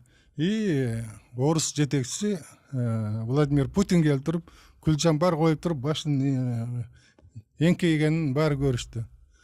Демек, буну тарыхчылар андан коркпойт, чочулабайт, тарыхты болгондой айтабыз, жазабыз, ошону элге жеткирип, анан ошол аркылуу, мисалы үчүн биз бүгүнкү күндө дагы айтып атабыз да, ушул тарых аркылуу биздин бүгүнкү күндөгү эгемендүүлүктүн баасын баркын билишибиз керек. Бир мезгилде Ысык көлдүн тегерегинде бир дагы кыргыз жашабай, бүт бардыгы 17-жылда окуядан кийин болбосо көчүрүлүп кетмек. Элестеткиле, Ысык көлдүн тегерегин биз бир дагы кыргыз жок экендигин. Бүгүн ошо Кудайга шүгүр деп туруп, эгемендүүлүгүбүздүн баасын сезели деп туруп, ошону тарых аркылуу элге эскертип атабыз да. Демек, тарыхтай билген ушул биз кандай эркин, биз эгеменбиз деп жөн эле айтып койбой, тарыхты билүү аркылуу ошонун баасы билинет экен. ооба да мына оторчулук саясаттагы кыргыздын жанакындай басынткан учуру, кыргыздын жерин тартып алгандыгы, кыргыздын ушундай баягы өзүнүн жерин өзү ээлик кыла албай калгандыгы, булардын баардыгы биз баягы 1000 жыл тарыхы жок мезгилдеги бир кичинекей эле үзүндү, бир 50-60 жылдык үзүндү. 50-60 жылдык үзүндүүнү кийин өзүң сурай бергендей 70 жылдык совет мезгилинде дагы ошол тарыхта ошондой бир саясат уланткан учур көп болгон. Ал өзүнчө чоң тема. Амирбек Усман уулу деген бүгүнкү күндө Америкада жашап аткан, көптөгөн жылдан бери өзүңүз билесиз, азаттыкта иштеген. Ошол Петр Какайсыл менен биргеликте бир тарыхый китеп да жазган. Ошол ага менен маектешип калганда подкастка айтты эле. Мен дейт, бул эми жеке өзүнүн субъективдүү пикири го. Мисалы үчүн орустарга колония болуу этабын деп орус падышачылыгын айтат элем. Ал эми советтик кездеги баягы орустар менен алаканы бул өзүнүн көп жакшы жактары болгон, индустрияда, билим берүүдө деп. Мен аны ушул колониялык жылдар деп эсептебейт элем деп өзүнүн пикирин айтты да. Ушул айырмачылыкка сиз кандай карайсыз? Биз орус падышачылыгында чындап эле колония болгонбуз, анан кийин советтик кезде колония эмес, биз 15 республика сыяктуу эле, баягы советтик социалисттик республика сыяктуу эле өзүбүздүн баягы жакшы жетишкендиктерди алганбыз деп ошол Америкада туруп алып, анан ошол советтик этапта ушундай бир жетишкендиктерин айтып атат да. Мага ушуга кандай көз караштасыз? Эми Амирбек Усмановдун мындай бир ой жүгүртүүсү өтө терең. Соңку мезгилдерде мындай тарыхка сүңгүп кирип, бир кызыктуу ойлорду, кызыктуу нерселерди көп мындай алып чыгып атат, китептерге жазып атат да. Албетте анын айтканда дагы негиздер бар. Биз баягы совет мезгилинде эле бирөөңчөй баягы жаман нерсени эле көрүп тура бергенибиз дагы болбойт. Совет мезгилиндеги бул жакшы нерселер дагы көп болду. Бирок ошол эле мезгилде ошондой жакшы нерселерге жетүүдө дагы бизде чоң бир күрөш болуп атты. Мисалы үчүн биз өткөн жылы мына Кара Кыргыз автономиялуу облусунун 100 жылдыгын мындай бир шан шөкөт менен ушундай бир белгилейли деп ошону азбы көппү белгиледик. Бирок ошол 1924 жылда Кара Кыргыз автономиялуу облусун биз баягы чачылган кыргыздар биригип бир чек аранын ичине кошулуп, жанагындай эгемендиги жок бир Борбордук Азияда түндүгү Казакстандагы, түштүгү Өзбекстанга, Ферганага карап кала турган чоң коркунучтан арылып, биз ошол мамлекетке жеткендигибиздин маңызын биз өткөн жылы элге толук түшүндүрө албай койдук. Мен 100 жылдыкта 100 жолугушум бар деп туруп, 100 жакын жерге барып туруп, ушундай бир жолугушууларды түшүндүрүп аттым. Түшүндүргөндө биз ушуну эмнеге билбейбиз деген учурлар да болгон. Мына ошол мезгилдеги чоң коркунуч 17 жылдан баштап 24 жылга чейин кыргызга мамлекеттин кереги жок. Кыргыздар мамлекетсиз эле түндүгүн Казакстанга, түштүгүн Өзбекстанга кошуп эле ушундай бир жашай берсе болот деген чоң күчтөр чыккан. Ошого кыргыздын мен деген инсандары күрөшүп отуруп туруп, мына биринчи кыргыз өзүнүн мамлекети болуш керек. Биз Түркстан генерал губернаторлугунда чачылган 4 облуска чачылган, Жетису облусту, Ферганага, Сырдарияга, Самаркандта чачылган кыргыздарды кыдырып отуруп туруп, башын бириктирип мамлекет куралы деген идеяны Төрөкул Жанузаков деген көтөрүп чыккан да. 17 жылы сентябрь айында Октябрьовицасы болу элек. Андан кийин Кокон автономиясы курулганда да кыргыздар ошого кошулду. Андан кийин кыргыздар баягы Борбордук Азияда Түркстан АСР курулуп калганда кыргыздар өзүнүн мамлекети жок калуу коркунучуна да күрөштү. Ошентип күрөшүп отуруп туруп 22 жылы Тоолу облус мамлекет катары болбой калып жоюлгандан кийин дагы күрөшүп отуруп 24 жылы өзүнүн мамлекеттүүлүгүнө жетти. Анан 24 жылдан элестеткиле 40 жылга чейин кыргыздар таптакыр башка түшүнүктөгү кыргыздарга айланып калды. Мисалы үчүн 16 жылы мен деген өзүм баламы жоокерге бербейм, аскерге бербейм, мен деген мындай тигиндей деген кыргыздар 15 жылдын аралыгында өзгөрүп, 15 жылдын аралыгында 16 жылына 24-төн 40-чы өз эрки менен ата мекенибизди коргойбуз деп туруп көпчүлүгү өзүнүн эрки менен кеткен учурлар көп болду да. Демек идеология, демек баягы жалпы Советтер Союзунун ичиндеги мамлекетпиз деген көз караш 16-жылы эмнегедир тез эле калыптанып калды. Анан ушул мамлекетти курган адамдар кыргыздын өзүнүн экономикасында чоң бир курулуштарды куруу мүмкүнчүлүгү аз болчу. Дотацияда отурган бир мамлекет катары жүрдүк да. Мына ошого карабастан Совет өкмөтүнүн жанагы казынасынан улам күрөшүп, айтып, негиздеп отуруп туруп, биз көп нерсебизди куруп алдык. Анан кургандыгыбызды эч качан бир мындай дайыма жаман нерсеге катар карай өрбөшүбүз керек. Шалжан агайдын баягы ирония түрүндө айткандыгы, кыргыздар баягы силерди орустар ушунчалык кыйнап, орустардын колониясы болуп, ушинтип жашап келдиңер десе, Шалжан эке айтып атпайбы? Каяктан орустар бизди кыйнабай эле, биз орустарды аябай кыйнап, аларды бүт окуу жайларды курдуртуп, анан кийин заводдорду, жолдорубузду, бүт мамлекеттеги керектүү нерселерин баарын курдуртуп, биз аларды минип алып кыйнадык. Эми орустар кетти, эмне кыласыңар десе, эми силерди түрктөрдү минип алып ошентебиз. Бул баягы бир чети баягы ирония катары айтылган.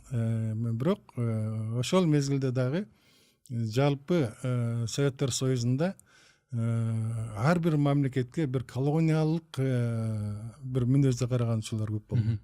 Мына Исхак Разаков биз күчтүү мамлекетке, республикага айланабыз деп канча аракет кылды, канча кыргыз тилин баягы мектептерге киргизди, канча бекер тамактарды келечекте кыргыз улуту, генофонду күчтүү болуш керек деп туруп аябай кам көрдү.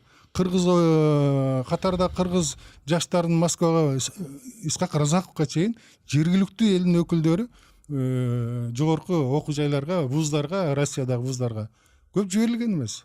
Ошолордун баардыгын комплекстүү түрдө кетип, маданияттуу өнүктүрдү, окуу жайларды, башкаларын баарын өнүктүрүп атты.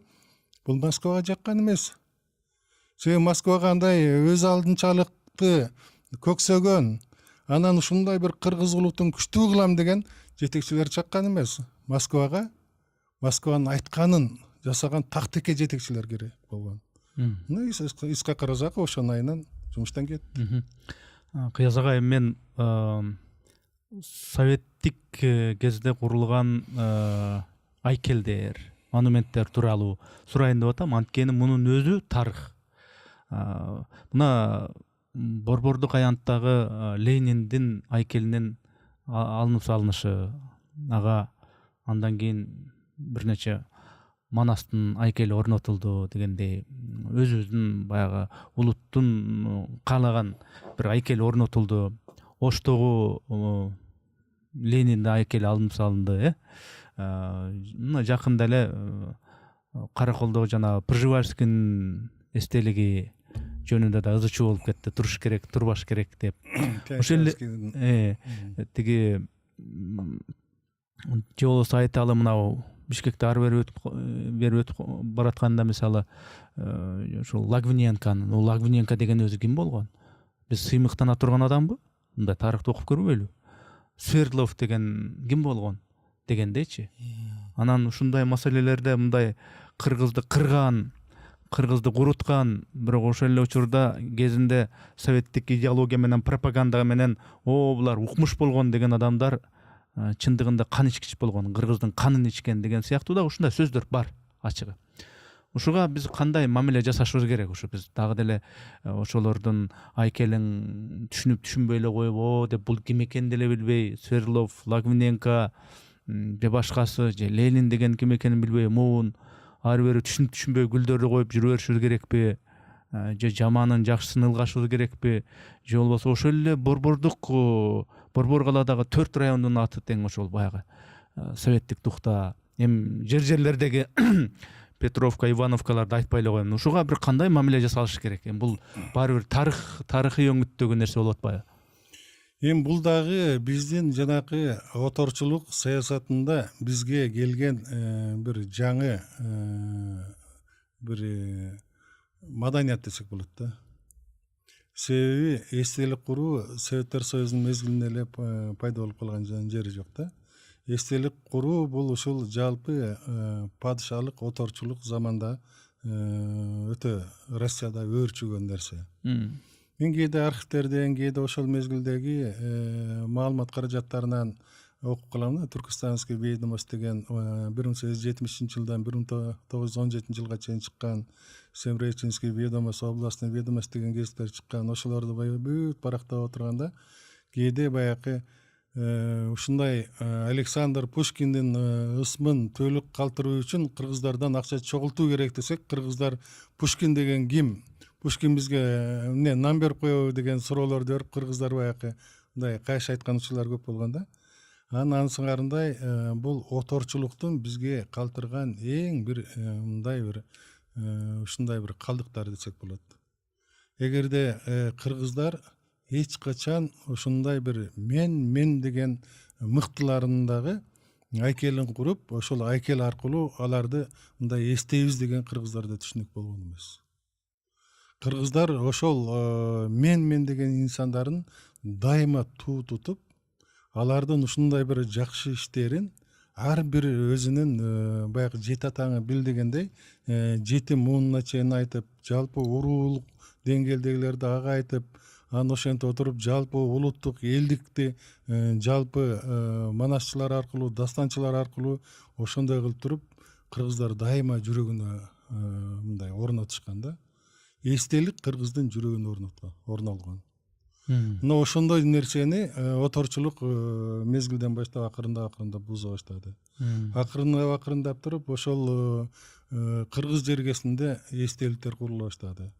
Ошол эстеликтер Советтер Союзунун мезгилинде коммунисттик идеология ошол эле мурда эми каяктан алмайлы, ошол эле баягы падышалык мезгилден калган нерсени улантышып, анан ошол эстеликтерди анан өздөрүнө куруп алып туруп, ошо эстелик аркылуу биз деген ошону дайыма сыйлайбыз, эстейбиз деген нерсени айрым бир учурда жанакындай адамдын тирүү денеси мына дегендей кылып туруп, денесин баягындай ар жери баягы эмеси бузула баштаганда карабай сактап, ошол жерге жанакындай күнү түн очередке туруп ошо мавзолейге ошондой нерсени мына кыргыздар улантышты. Ошол эстелик куруу деле ошол мезгилден калган бир биздин баягы кыргызга жат нерсе. Анан советтик идеология ошону бүтүндөй биздин мээбизге сиңирип таштады. Демек ошол эстелик турса эле, биз ошол эстелик менен ошол адамды эскеребиз, ошол адам бизге ушундай жакшылык кылгандыгын биз унутпашыбыз керек деп баягы ызы чуу чыккан деле ошондон болуп атат да. Анан ошого анан биздин айрым бир баягы кийинки мезгилде биздин өзүбүздүн жанакы тарыхтагы мыктыларга эстелик тургузуш керек, биз ушундай кылышыбыз керек деп анан атаандашы башталды. Анан жерлерге ошол адамдардын эстеликтери курулуп баштады дагы, анан мааракелер өткөрүлө баштады. Мааракенин баардыгы эле жанакындай бир божомол түрүндө өткөрүлө баштады. Мен муну архивтерден изилдеп келсем, айрымдары 20 жыл, айрымдары 30 жыл, айрымдары 10 жылдык айырма менен ошол мааракелерди баягындай өткөрүп, ошол бабасына эстелик тургузуп, анын алдына анын жылдарын, өлгөн жылын жазып коюп атат. Архивден карасам таптакыр туура эмес. Аны айтсам эле ызылдашып чыгат. Кээде баягындай ушундай бир эч артында бир эрдиги калбаган адамды жөн эле баатыр катары даңазалаган учурлар да көп болуп атат. Кыргызды баягы кырган адамдар да кээде баатыр катары карап алабыз. Ошон үчүн баягы биз кыргыздын эгерде нукуралууна, улуу көчүнө, уңгусуна кайтап турган болсок, биз ал эстеликтер менен алпурушпай, ошол эстеликтердин баардыгын биз көкүрөгүбүзгө орнотушубуз керек. Мен дайыма айтам го, баягы биздин эң мыкты мына Манас эпосундагы ЮНЕСКОнун ушундай бир мурастар тизмесине киргиздик деп бир ушунчалык баягы аякка катталганына сүйүнгөндө мен айттым эле. Ал ЮНЕСКОнун тиги мурастар тизмесине киргизип каттаткандан көрө ар бир кыргыздын жүрөгүнө каттатканга аракет кылалычы. Мына ошондо биз ошого жетебиз деп. Мына мааракелерди өткөрүп эстеликтерин тургузуп атпайбызбы? Чынбы, жалганбы эптеп эле бир эстеликтерди кээде тургузуп коюп атабыз. Мына мен Бишкек шаарына орнотулган жана Верещагиндин куш кармап турган бир эстелигин Байтык баатыр деп орнотуп койду. тең эле бир ага тиешеси жок нерсе Ал да. байтык эмес. Байтык эмес. Ал эми байтыктын 200 жылдык мааракесин өткөргөндө мен өкмөткө дагы, областтык жетекчилерге дагы, чүйдүн эң мыктыларына дагы байтыкты биз эске салыш үчүн мына бүгүнкү күндө Россияда, Казакстанда, Өзбекстанда ушундай сонун байтыкка тиешелүү архивдик документтер бар. Ошону алып келип туруп бир чоң бир жакшынакай жыйнак чыгарып коелучу. Мына ошого каражат бөлүнөлүчү деп туруп мына бардык жерге коңгуроо кагып аттым. Бири дагы угулган жок. Бири дагы ошого мына каражат бөлөлү деп чыккан жок. Бирок ашказанды толтуруш үчүн, анан жанакындай бир жалган айкелди койдуруш үчүн акча табылат экен. Ошон үчүн мына биз баягы Ленин дейбиз. Ленин чындыгында мына кыргыз мамлекети орносун, кыргыз мамлекети болсун деп туруп өзүнүн чечими менен кыргыз мамлекетин дароо чыгартып койгон жок. Аны ошол биздин Жанузаков баш болгон, Абдыкерим Сыдыков, Жусуп Абдырахмановго окшогон, ошол мезгилде Иманалы Айдарбековго окшогон, кийин Абдыкадыр Орозбеков, ошондой Ишеналы Арабаевго окшогондор күрөшүп отуруп туруп, Ленин белекке берген жок, күрөшүп отуруп туруп биз мамлекеттүүлүгүбүзгө ээ болдук. Ошол мезгилдерде жанакы Ленин бүт баягы кыргыздарды кайра кайтарды, кыргыздарды минти деп айтып келдик. Лениндин канча жазылгандарын биринде дагы ошол жерде кыргыздарды кайра кайтарыш керек деген бир дагы сөз жок. Көзү тирүүсүнүн аягында жазган эмес. Аны ошол мезгилдеги Төрөкул Жанузаков деген эң мыкты ошол мезгилдеги Түркстан АСРнин борбордук аткаруу комитетинин төрагасы Төрөкул Жанузаков маселелерди коюп отуруп туруп, анан акча бөлдүртүп, анан аны Кытайдагы кыргыздарды көчүрүп келип, жайгаштырып, керек болсо ошол жактагы жанакындай бир кесе талканга сатылган кыргыздарды акча төлөп бошотуп келип алып келген учурлар болгон. Демек ошон үчүн Ленин болобу, Сталин болобу же Михаил Васильевич Фрунзе болобу, бул жерде биз эстелигин куруп алып, анан ошолорго келип чөгөлөп, сыйынып, алардын баягы эстелигин биз эч качан мындай бир сыйынуу кыргыздын нукуралыгына, кыргыздын өткөндөгүсүнө өтө мындай жат эле көрүнүш. Биз ошон үчүн бул маселени мындай карашыбыз керек. Ошол эле нерсени биз ачыгын айтышыбыз керек. Эми бир мезгилде ошондой бир уралаган учур болуп кетти, бир мезгилде атаандашкан учур болуп кетти. Биз мына өткөндөрүбүздү, өзүбүздүн аталарыбызды, энелерибизди сыйлайбыз деп көзү тирүүсүндө эмес, анан өлгөндөн кийин алып барып туруп кайган эстеликтерди баягы куруп коюп атпайбызбы? Бул деле келечекте бир каралат турган маселе. Эми баарын эле баягы ислам динине, исламда мындай эстелик куруш жок, мындай куруш жок, тигиндей куруш жок деп бир тараптуу эле айта берсе, элди карама каршы кылып алабыз. Буну жөн гана кыргыздар атага, энеге мурда кандай мамиле кылышкан, Эстелиги жок эле. Эстелиги жок эле кандай кылышкан, мындан ары кандай кылышат, ошондой кыргыздын жаңы бир саясий маданиятын калыптандырышыбыз керек. Ал калыптандыруу бул жаңы бир идеологияга байланыштуу, жаңы бир мындай улуттук элитанын аракетине. Ушул улуттук элита бүгүнкү күндө дагы мындай бир өтө бир көйгөйлүү маселе да. Ошо Көйгөйлүү маселе. элита, кыргыздын каймактары, кыргыздын тынчыкмалары деген маселеге келгенде дароо менин оюма репрессия деген сөз түшөт. Анан мурдагы подкасттардын биринде Исхак Масалиевден ушундай бир пикир уктум. Кече жакында эле Бекен Назаралиевден да ушундай бир пикир уктум. Биз баягы Сталин, анан тиги 37-жылдагы репрессия кырган кыргызды деген менен ким кырган кыргызды? Кайра эле кыргыздар өзүнүн ичинен бири-бирине жанагындай тоголок кат жазып, тиги мынандай, тигинин малы бар, тиги деген бай, муну деген камаш керек деген сыяктуу өңүттө ошо каттары бирин-бири сатып, ошентип бирин-бири кырган. Эгер ошол архивди ача турган болсо, анда бүгүнкү кыргыздар бири-бирине сен менин ата бабаларым, сеники меникин саткан экен, меники сеники саткан болуп ызы чуу болуп кырылып калмак. Ошон үчүн ал архивди жабылуу боюнча эле калыш керек деген да пикирде болду да. Кошуласызбы ушуга? Эми мына 2010-жылы ушул баягы бийлик жаңыланып аткан мезгилде агы өрттөнүп, анан ошол бүгүнкү күндө улуттук коопсуздук кызматынын эски имаратына дагы чабуул коюлганда, ошол жерде баары качып кеткен, ошол жерде бир жетекчи айтты эле. Мен эң коркконум мурда 2005-жылы бир топ нерсе өрттөнгөн ошонун алдындачы. Эмне өрттөнгөнүн билбейм. Аны ошол жетекчилердин бирөөсү айтты. Мен эң коркконум ошол жердеги архив таланып кетсе, ошондо чыныгы Кыргызстанда жарандык согуш башталмак депчи. Аны эми кыргыздарда баягы эс тутумда ушундай бир жакшыга караганда жаман нерсе көбүрөөк баягы сакталат да. Биз 1916-жылдагы улуттук боштондук көтөрүлүштүн ушундай бир 100 жылдыгын өткөрүп атканда ушу Жумгал жергесинде бир окуя болуп кетти. Биздин бабаларыбызды силердин бабаларыңар ушинтип сатып, ошонун артынан каза болгон экен деп чоң бир мындай бир топ жаңжал пайда болуп кетти.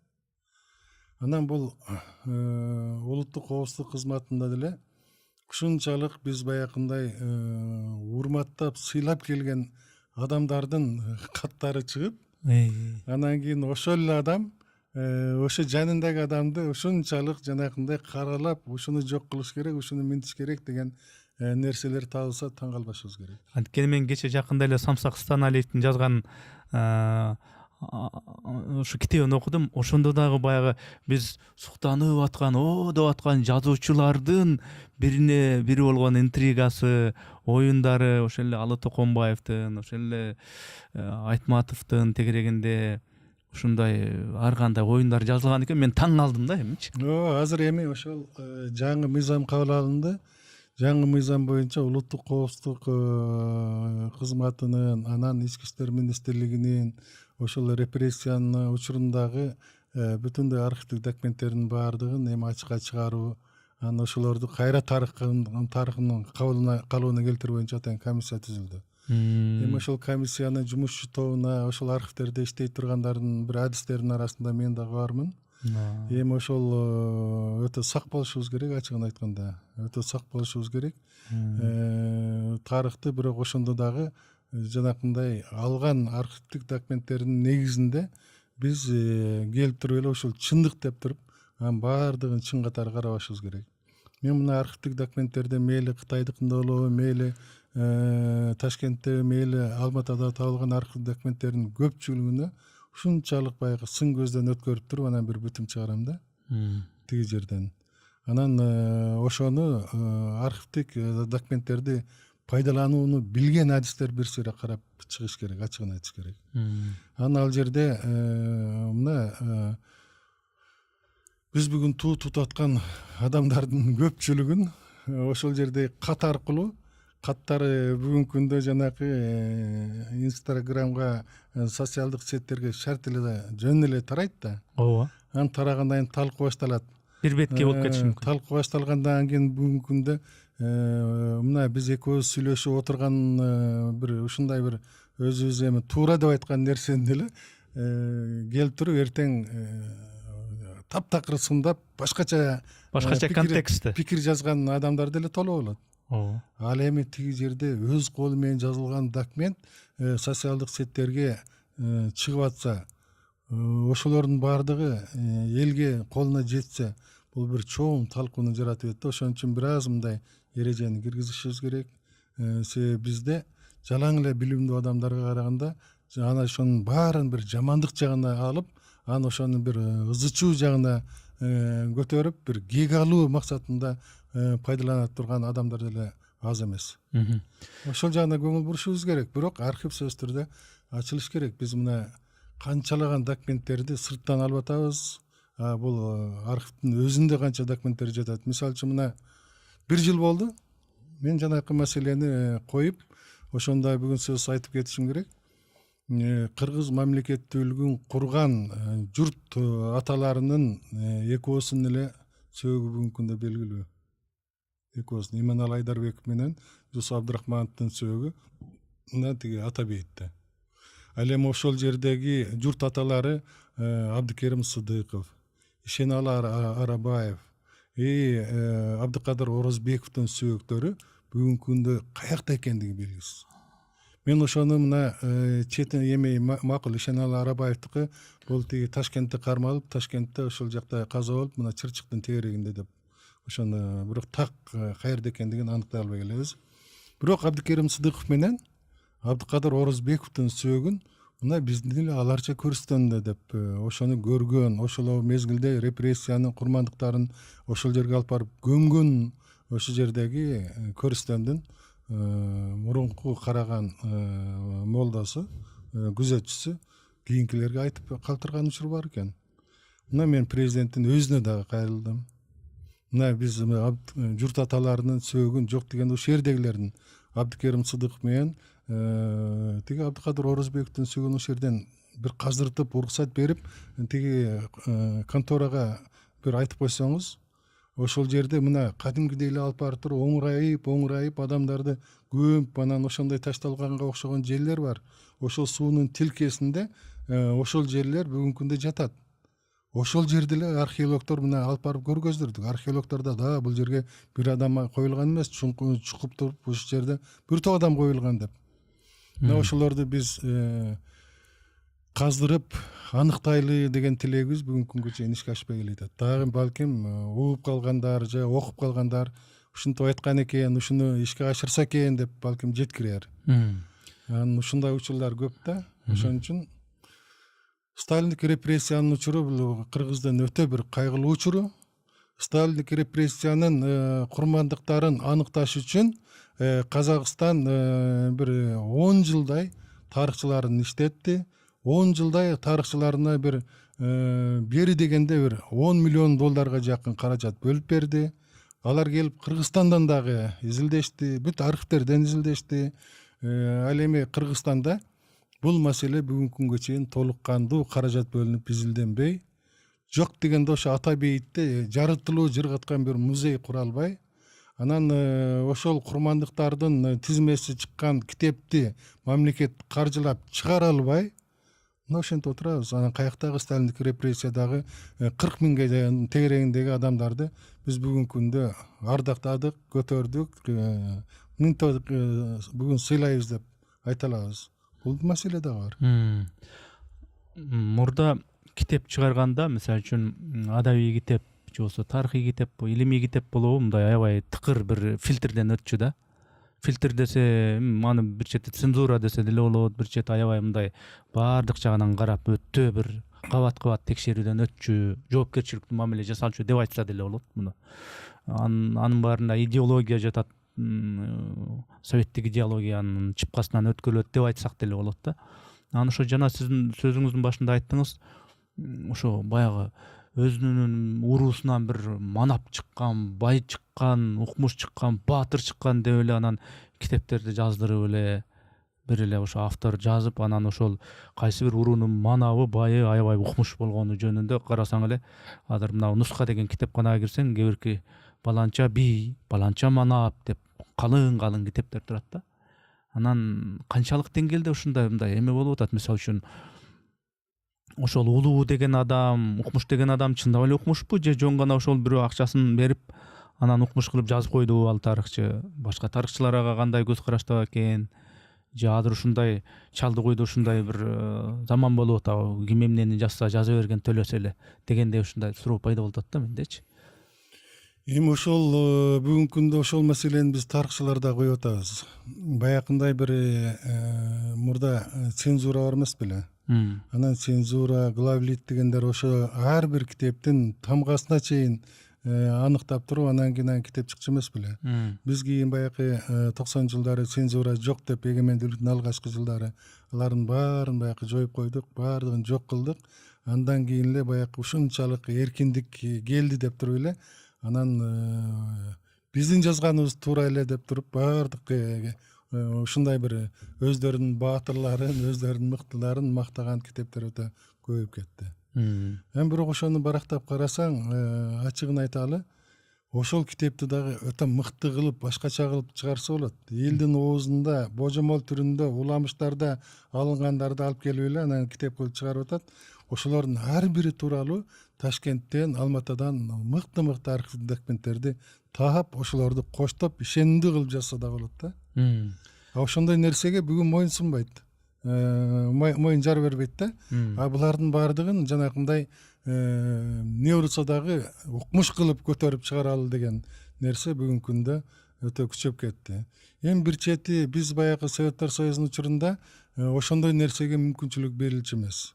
Мисалы үчүн бул жердеги жашап өткөн эң мыкты адам бар эле, оли адам эле, окмуштуу акылдуу адам эле, чечен адам эле, башка эле деп көп айтылган адамдардын баардыгына ал эзүүчү таптын өкүлү ал жөнүндө бир ооз ачпаш керек деп жанакындай Ташкенттен, Алматадан ошондой бир архивдик документтерди алып келсе, атайын бул жактан адамдар текшерип, сен кайсы документтерди карадың?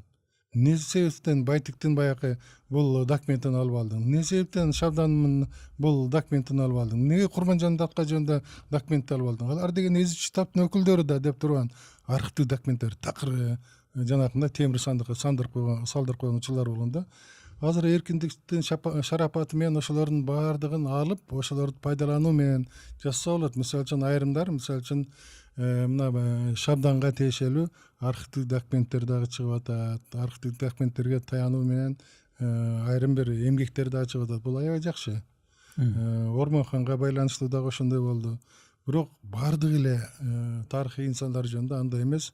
Анан көкөлөтүп бир тараптуу мактаган китептер ошо көбөйүп кетти.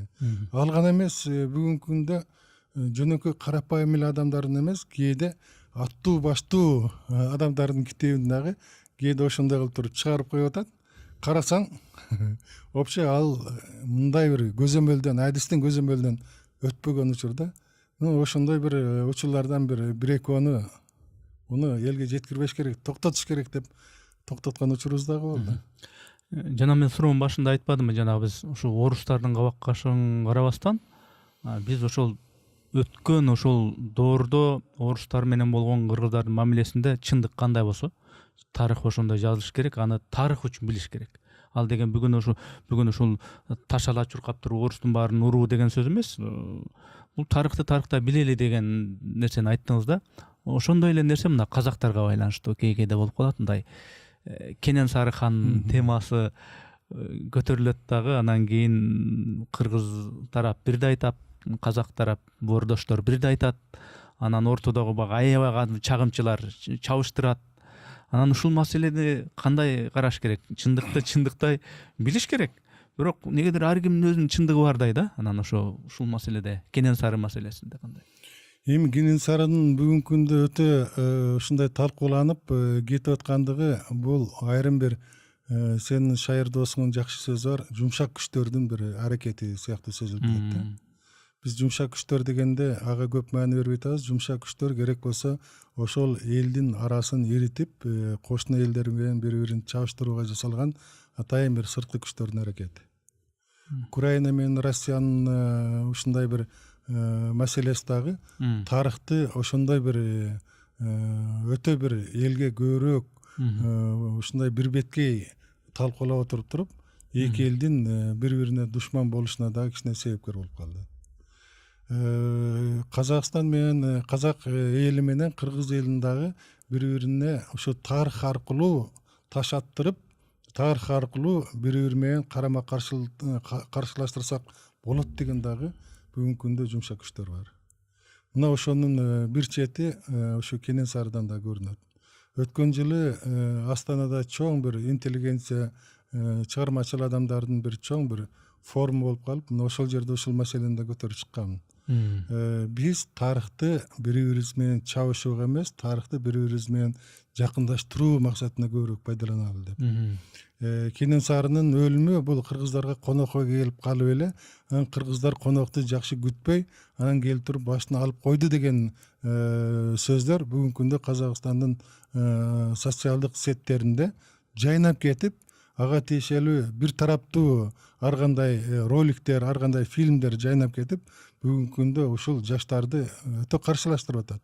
Ошону мындай бир ретке келтирели, биз ошолорду кичине акыл эске чакыралы деп ошондой бир аракеттер дагы, ошондой бир тарыхчы катары өзүмдүн коңгуроомун каккам. Жакында эле Улуттук университетте казак тарыхчылары менен кыргыз тарыхчыларынын дагы ортосунда ушул маселени талкуулаган жакшы бир жыйын болду. Ошондо казак тараптагы, кыргыз тараптагы өздөрүнүн жакшы ойлорун, сунуштарын айтышты. Бул Кенен Сары кыргыздарга бир эмес 4-5 жолу атайын жортуул менен келип, кыргыздарды багындырып алуу үчүн атайын аракет жасап, кыргыздарды кыргынга алынганы дагы айтылды. ошол мезгилде казак тараптан жок, кыргыздардан да кыргынга албагыла, кыргыздар менен согушпагыла деген сөзүн Кенесары укпай койгондугун дагы казак тараптагы айтты.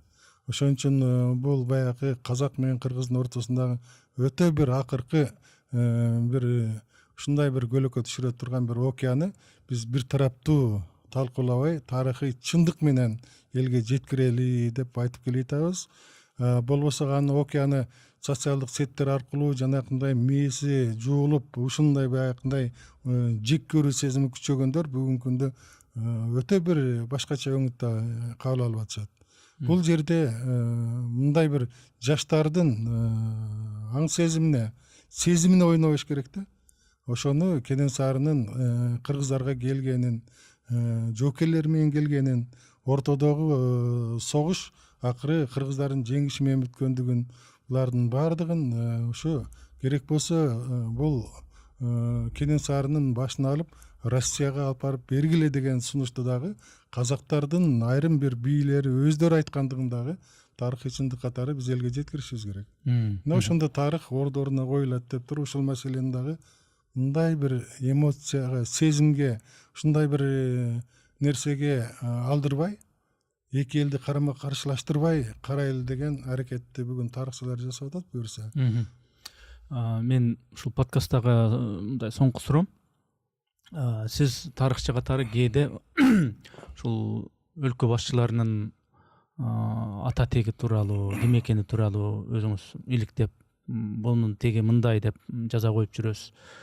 Президенттердин гана эмес, жанагы бир жетекчилердин, жана мисалы үчүн Эдил Байсалов Матай бийге тиешелүү экени жөнүндө айта коюп жүрөсүз. Ушул өңүттө суроо бергим келип атат да, сиз аны өзүңүзчө эле мындай мунун теги ким болду экен деп өзүңүзчө эле мындай иликтейсизби, же сизге атайын суранышабы? Бул бир суроо. Анан ошого эле улай мага кызык жеке өзүмөчү.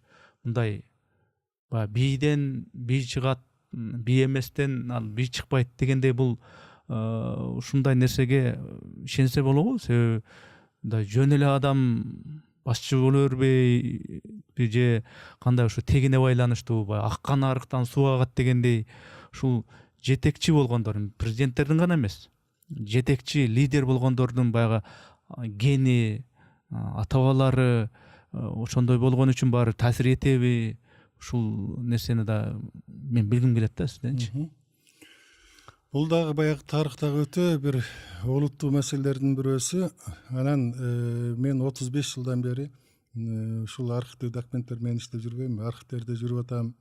Ушул Казакстандагы, Өзбекстандагы, Кытайдагы бир архивдерди бир иретке келтирип, анан келечек изилдөөчүлөргө бир жакшы бир шарт түзүп койсок деген ошо менен алып урушуп келем да.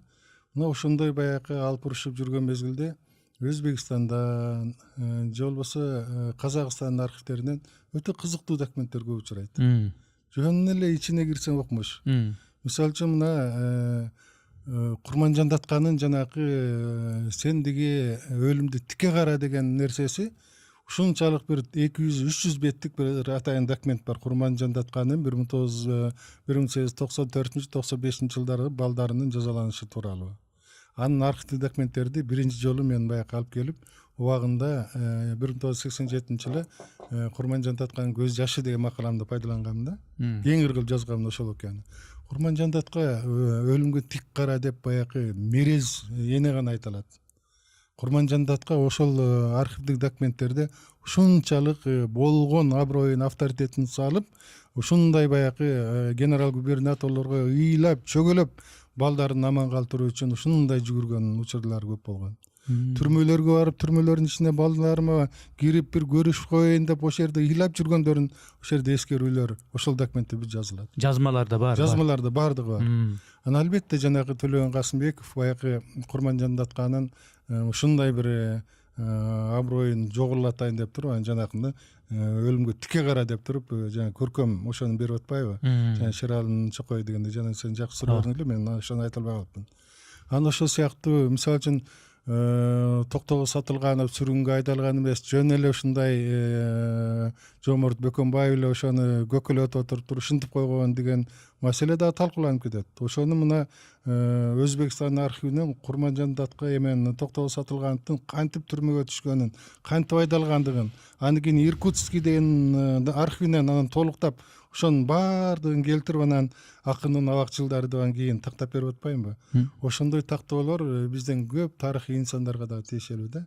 Матайбийдин баягы дайыма айтам, мааракесин өткөрүп эстелигин тургузуп атканда Матайбийдин төрөлгөн жылын, өлгөн жылын божомол кылтырып эле жазып койгон. Анан кийин анан Эдил Байсаловго чоң атаңкын кичине оңдоп койсоң, жок деген мына архивден мындай таап деп аны тамашалап жазган да ошондон. Анан албетте мына Атамбаевдин мезгилинде Атамбаев ар кайсы нерсени айта берди го. Мен деген бул Баатырдан, мен деген булдан, мен деген тигинден, Полоткандын аскер башчынын урпактарымын деген акырында ошону көп айта баштады. А мен Полотканды көп изилдедим да. Анан Полотканда кандай андай чоң атасы болду экен деп, анан кийин Эгемберди Эрматов ушундай бир жакшы бир мындай токулган санжыра токуп бериптир. Ошол Полоткан көтөрүлүшкө чыкканда аскер башчысы Шабданды өлүмдөн сактап калып, кийин Шабдан анан анын чоң атасын ушул жерге жайгаштырыптыр дегендейчи. Карасам такыр эле коошпойт. Анан Алматада ошол жылы көп отуруп аткандан карайынчы. Эмне болуп атат экен Атамбаевдин десем, карасам 1869-жылы Атамбаевдин чоң атасы Шама Бишкекте жайгашып 5 балалуу болуп, бул жерде ошо тизмеде катталуу.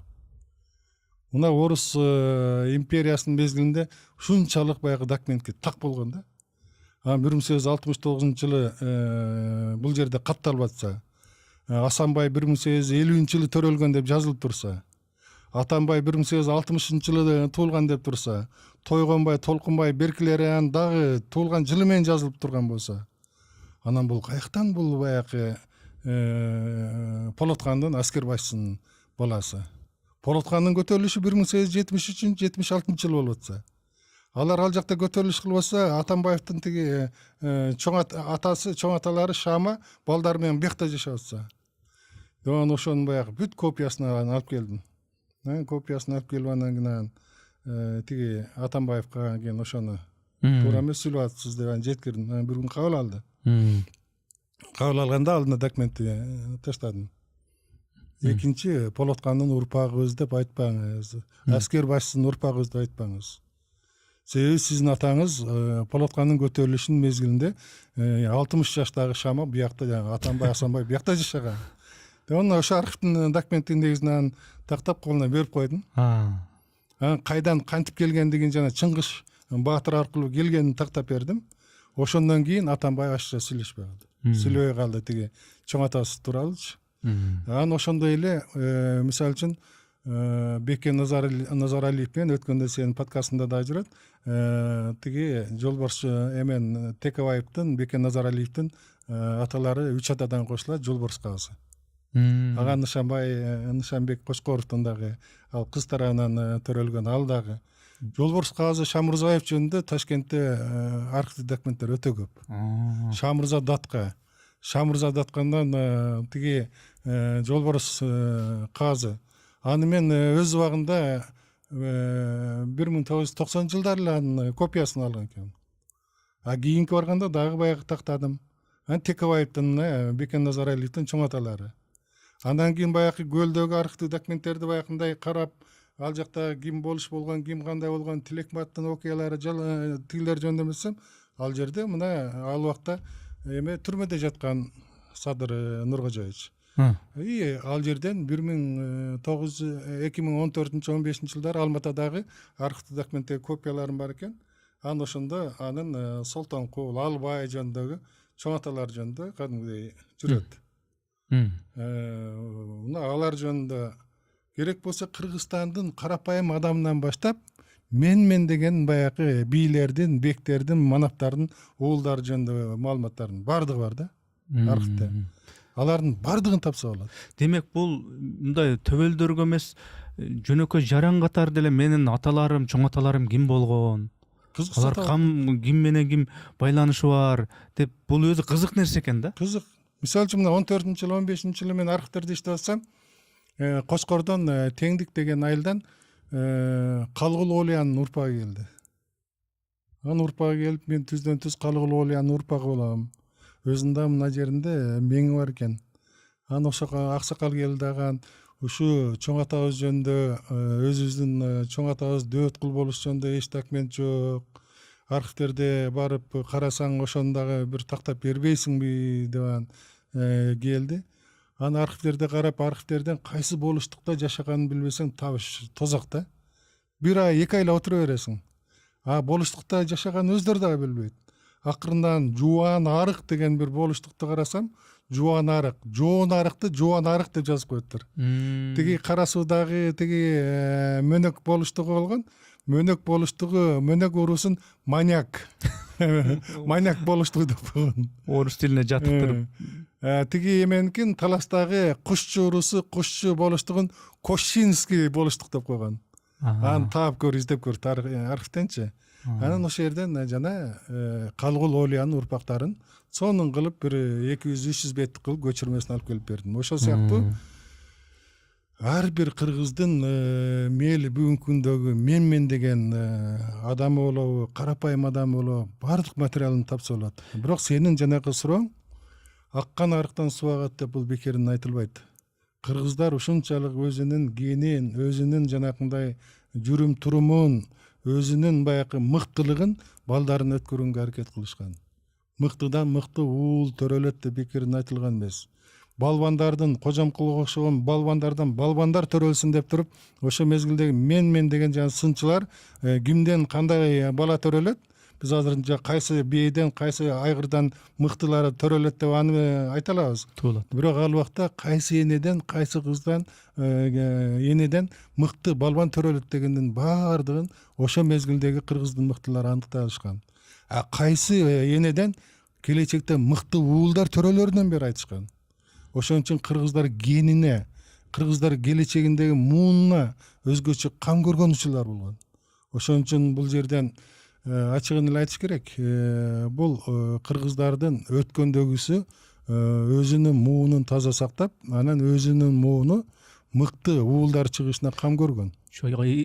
Мурда эле эмес, азыр деле айтып калат го, атасы ким экен, апасы кандай адам экен деп, мындай кимдер экен, аны билебиз деп ушинтип калышат. Кээде жанакы мына кыргыздардын эгемендүүлүк мезгилиндеги кээде ошолор биз Баатырдын, Паланчанын уулубуз деп баягы даңазалаганын карасаң, ошолор баягы өзүнүн тексиздери гана мамлекетти жанакындай талкалап, тоноп, жанакындай жолго көбүрөөк барат. Аны эске алышыбыз керек.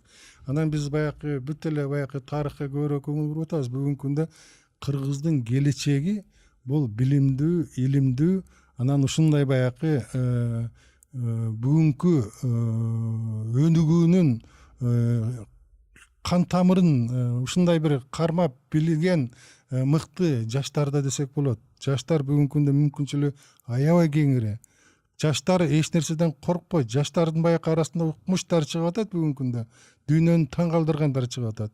Ошон үчүн биз ошол мүмкүнчүлүктү пайдаланып, кечегибиз менен эле мактанып отура бербей, жаштарга көбүрөөк кам көрүшүбүз керек. Мисалы үчүн мына дүйнөнү таң калтырып аткан пандемия учурунда, Баткендеги окуя учурунда, парламенттик шайлоодогу, андан мурунку шайлоодогу адилетсиздик жөнүндө жаштар көтөрүлүп чыгып, анан жаштар өзүнүн активдүүлүгүн көргөзүп атпайбы? Башка өлкөлөрдө бул жок. Биз ошон үчүн бүгүнкү күндө ошо жаштардын ошондой бир аракетине суу сеппей, аны ошолорду жанакындай жакшынакай баягы менен багбан катары айтам, жакшынакай шарт түзүп, өстүрүп, мөмө бере турган, келечекте мындай асмандап көкөлөп өсө турган бир шарттарды көбүрөөк түзүп берсек, кыргыз мамлекетин тез эле өнүктүрүп оңдоп алсак болот. Кыяз ага рахмат, атайын келип ушул убактыңызды бөлүп ушул подкастка келип бергениңизге. Бирок баары мен сурап коеюн, мен камдаган суроолордун баарын бердим. Бирок сиздин баамыңызда мен сиз күткөн ушуну берсе экен деген кандай бир негизги суроону бербей калдым. Ошол болсо, балким ошол суроону айтып өзүңүз мындай ой бөлүшсөңүз болот да. Эми баардык эле суроолор берилгенси да, мен эми бул Эрнис чакырганда ошондой бир мындай жооп айта албаган бир суроолорду берем экен деп кечээден бери коркуп келгем. Анан ошо ортобуздагы жакшы сөздөр айтылды. Биз өткөндөгү эле көбүрөөк токтолуп калдык. Анан кыргыздын баягы келечегине көбүрөөк кам көрүшүбүз керек экен баарыбирчи. Тарыхтан биз өтө бир кыргыздын баягы оңгу жолундагы, кыргыздын тарыхындагы өтө бир мындай айга күнгө колу жеткен бир учурдагы ийгиликтери менен бүгүнкү күндөгү учурду салыштырып, анан ошол бир эң мыкты нерсени бир таап чыгышыбыз керек экен. Мен баягы айтайын дегеним, кыргыздын мүмкүнчүлүгүн биз 30 жыл бою көп бууп келдик. Кыргыздын менмен деген кыйындары айла жок. Бул жакта баягы ошондой шартты, ошондой учурду түзүп бере албай, көпчүлүгү сыртка чыгып кетип атышат. Мына бизде миллиондон ашын, миллиондун тегерегинде мигранттарыбыз бар. Алардын арасында эң мыктылар бар. Кыргызстандын өзүндө жашагандардын эң мыктылары бар. Биз ошолорго мындай бир жакшы ыңгайлуу шартты түзүп, жаштарга жанакындай бир бүгүнкү күндүн талабына ылайык билим берип, багыттап, аларга жанакындай Эдисондун энеси шык бергендей шык берип, алардан бүгүнкү күндө биз генийлерди чыгарсак болот. Бүгүнкү күндө мына бүгүнкү технологияга, бүгүнкү ушунчалык санариптик доордо кыргыздардын жаштардын мүмкүнчүлүгү өтө жогору. Кыргыздардын жанакы биз мындай элементардуу эле нерсе. Кыргыздар бүгүнкү күндө Американы керек болсо, жанакы өзүнүн санариптик, өзүнүн жанакы жаңы айтишниктер банкротко учуратып коюп атат. Мына ал жакта колледждерде 3 жыл окутуп, андан кийин анан айтишниктерди чыгарса, кыргыздар 6 айдын ичинде курстан эле үйрөнүп алып туруп, анан жакшынакай баягы айтишник баягы орундарды ээлеп атат. Биз ошондой баягы кыргыздардын өзүндө бул жерде биз бүгүнкү күндө дүйнөнүн мен өзүмдүн деле 3 балам бүгүнкү күндө ушу Америка менен, Европа менен иштешкен айтишниктер.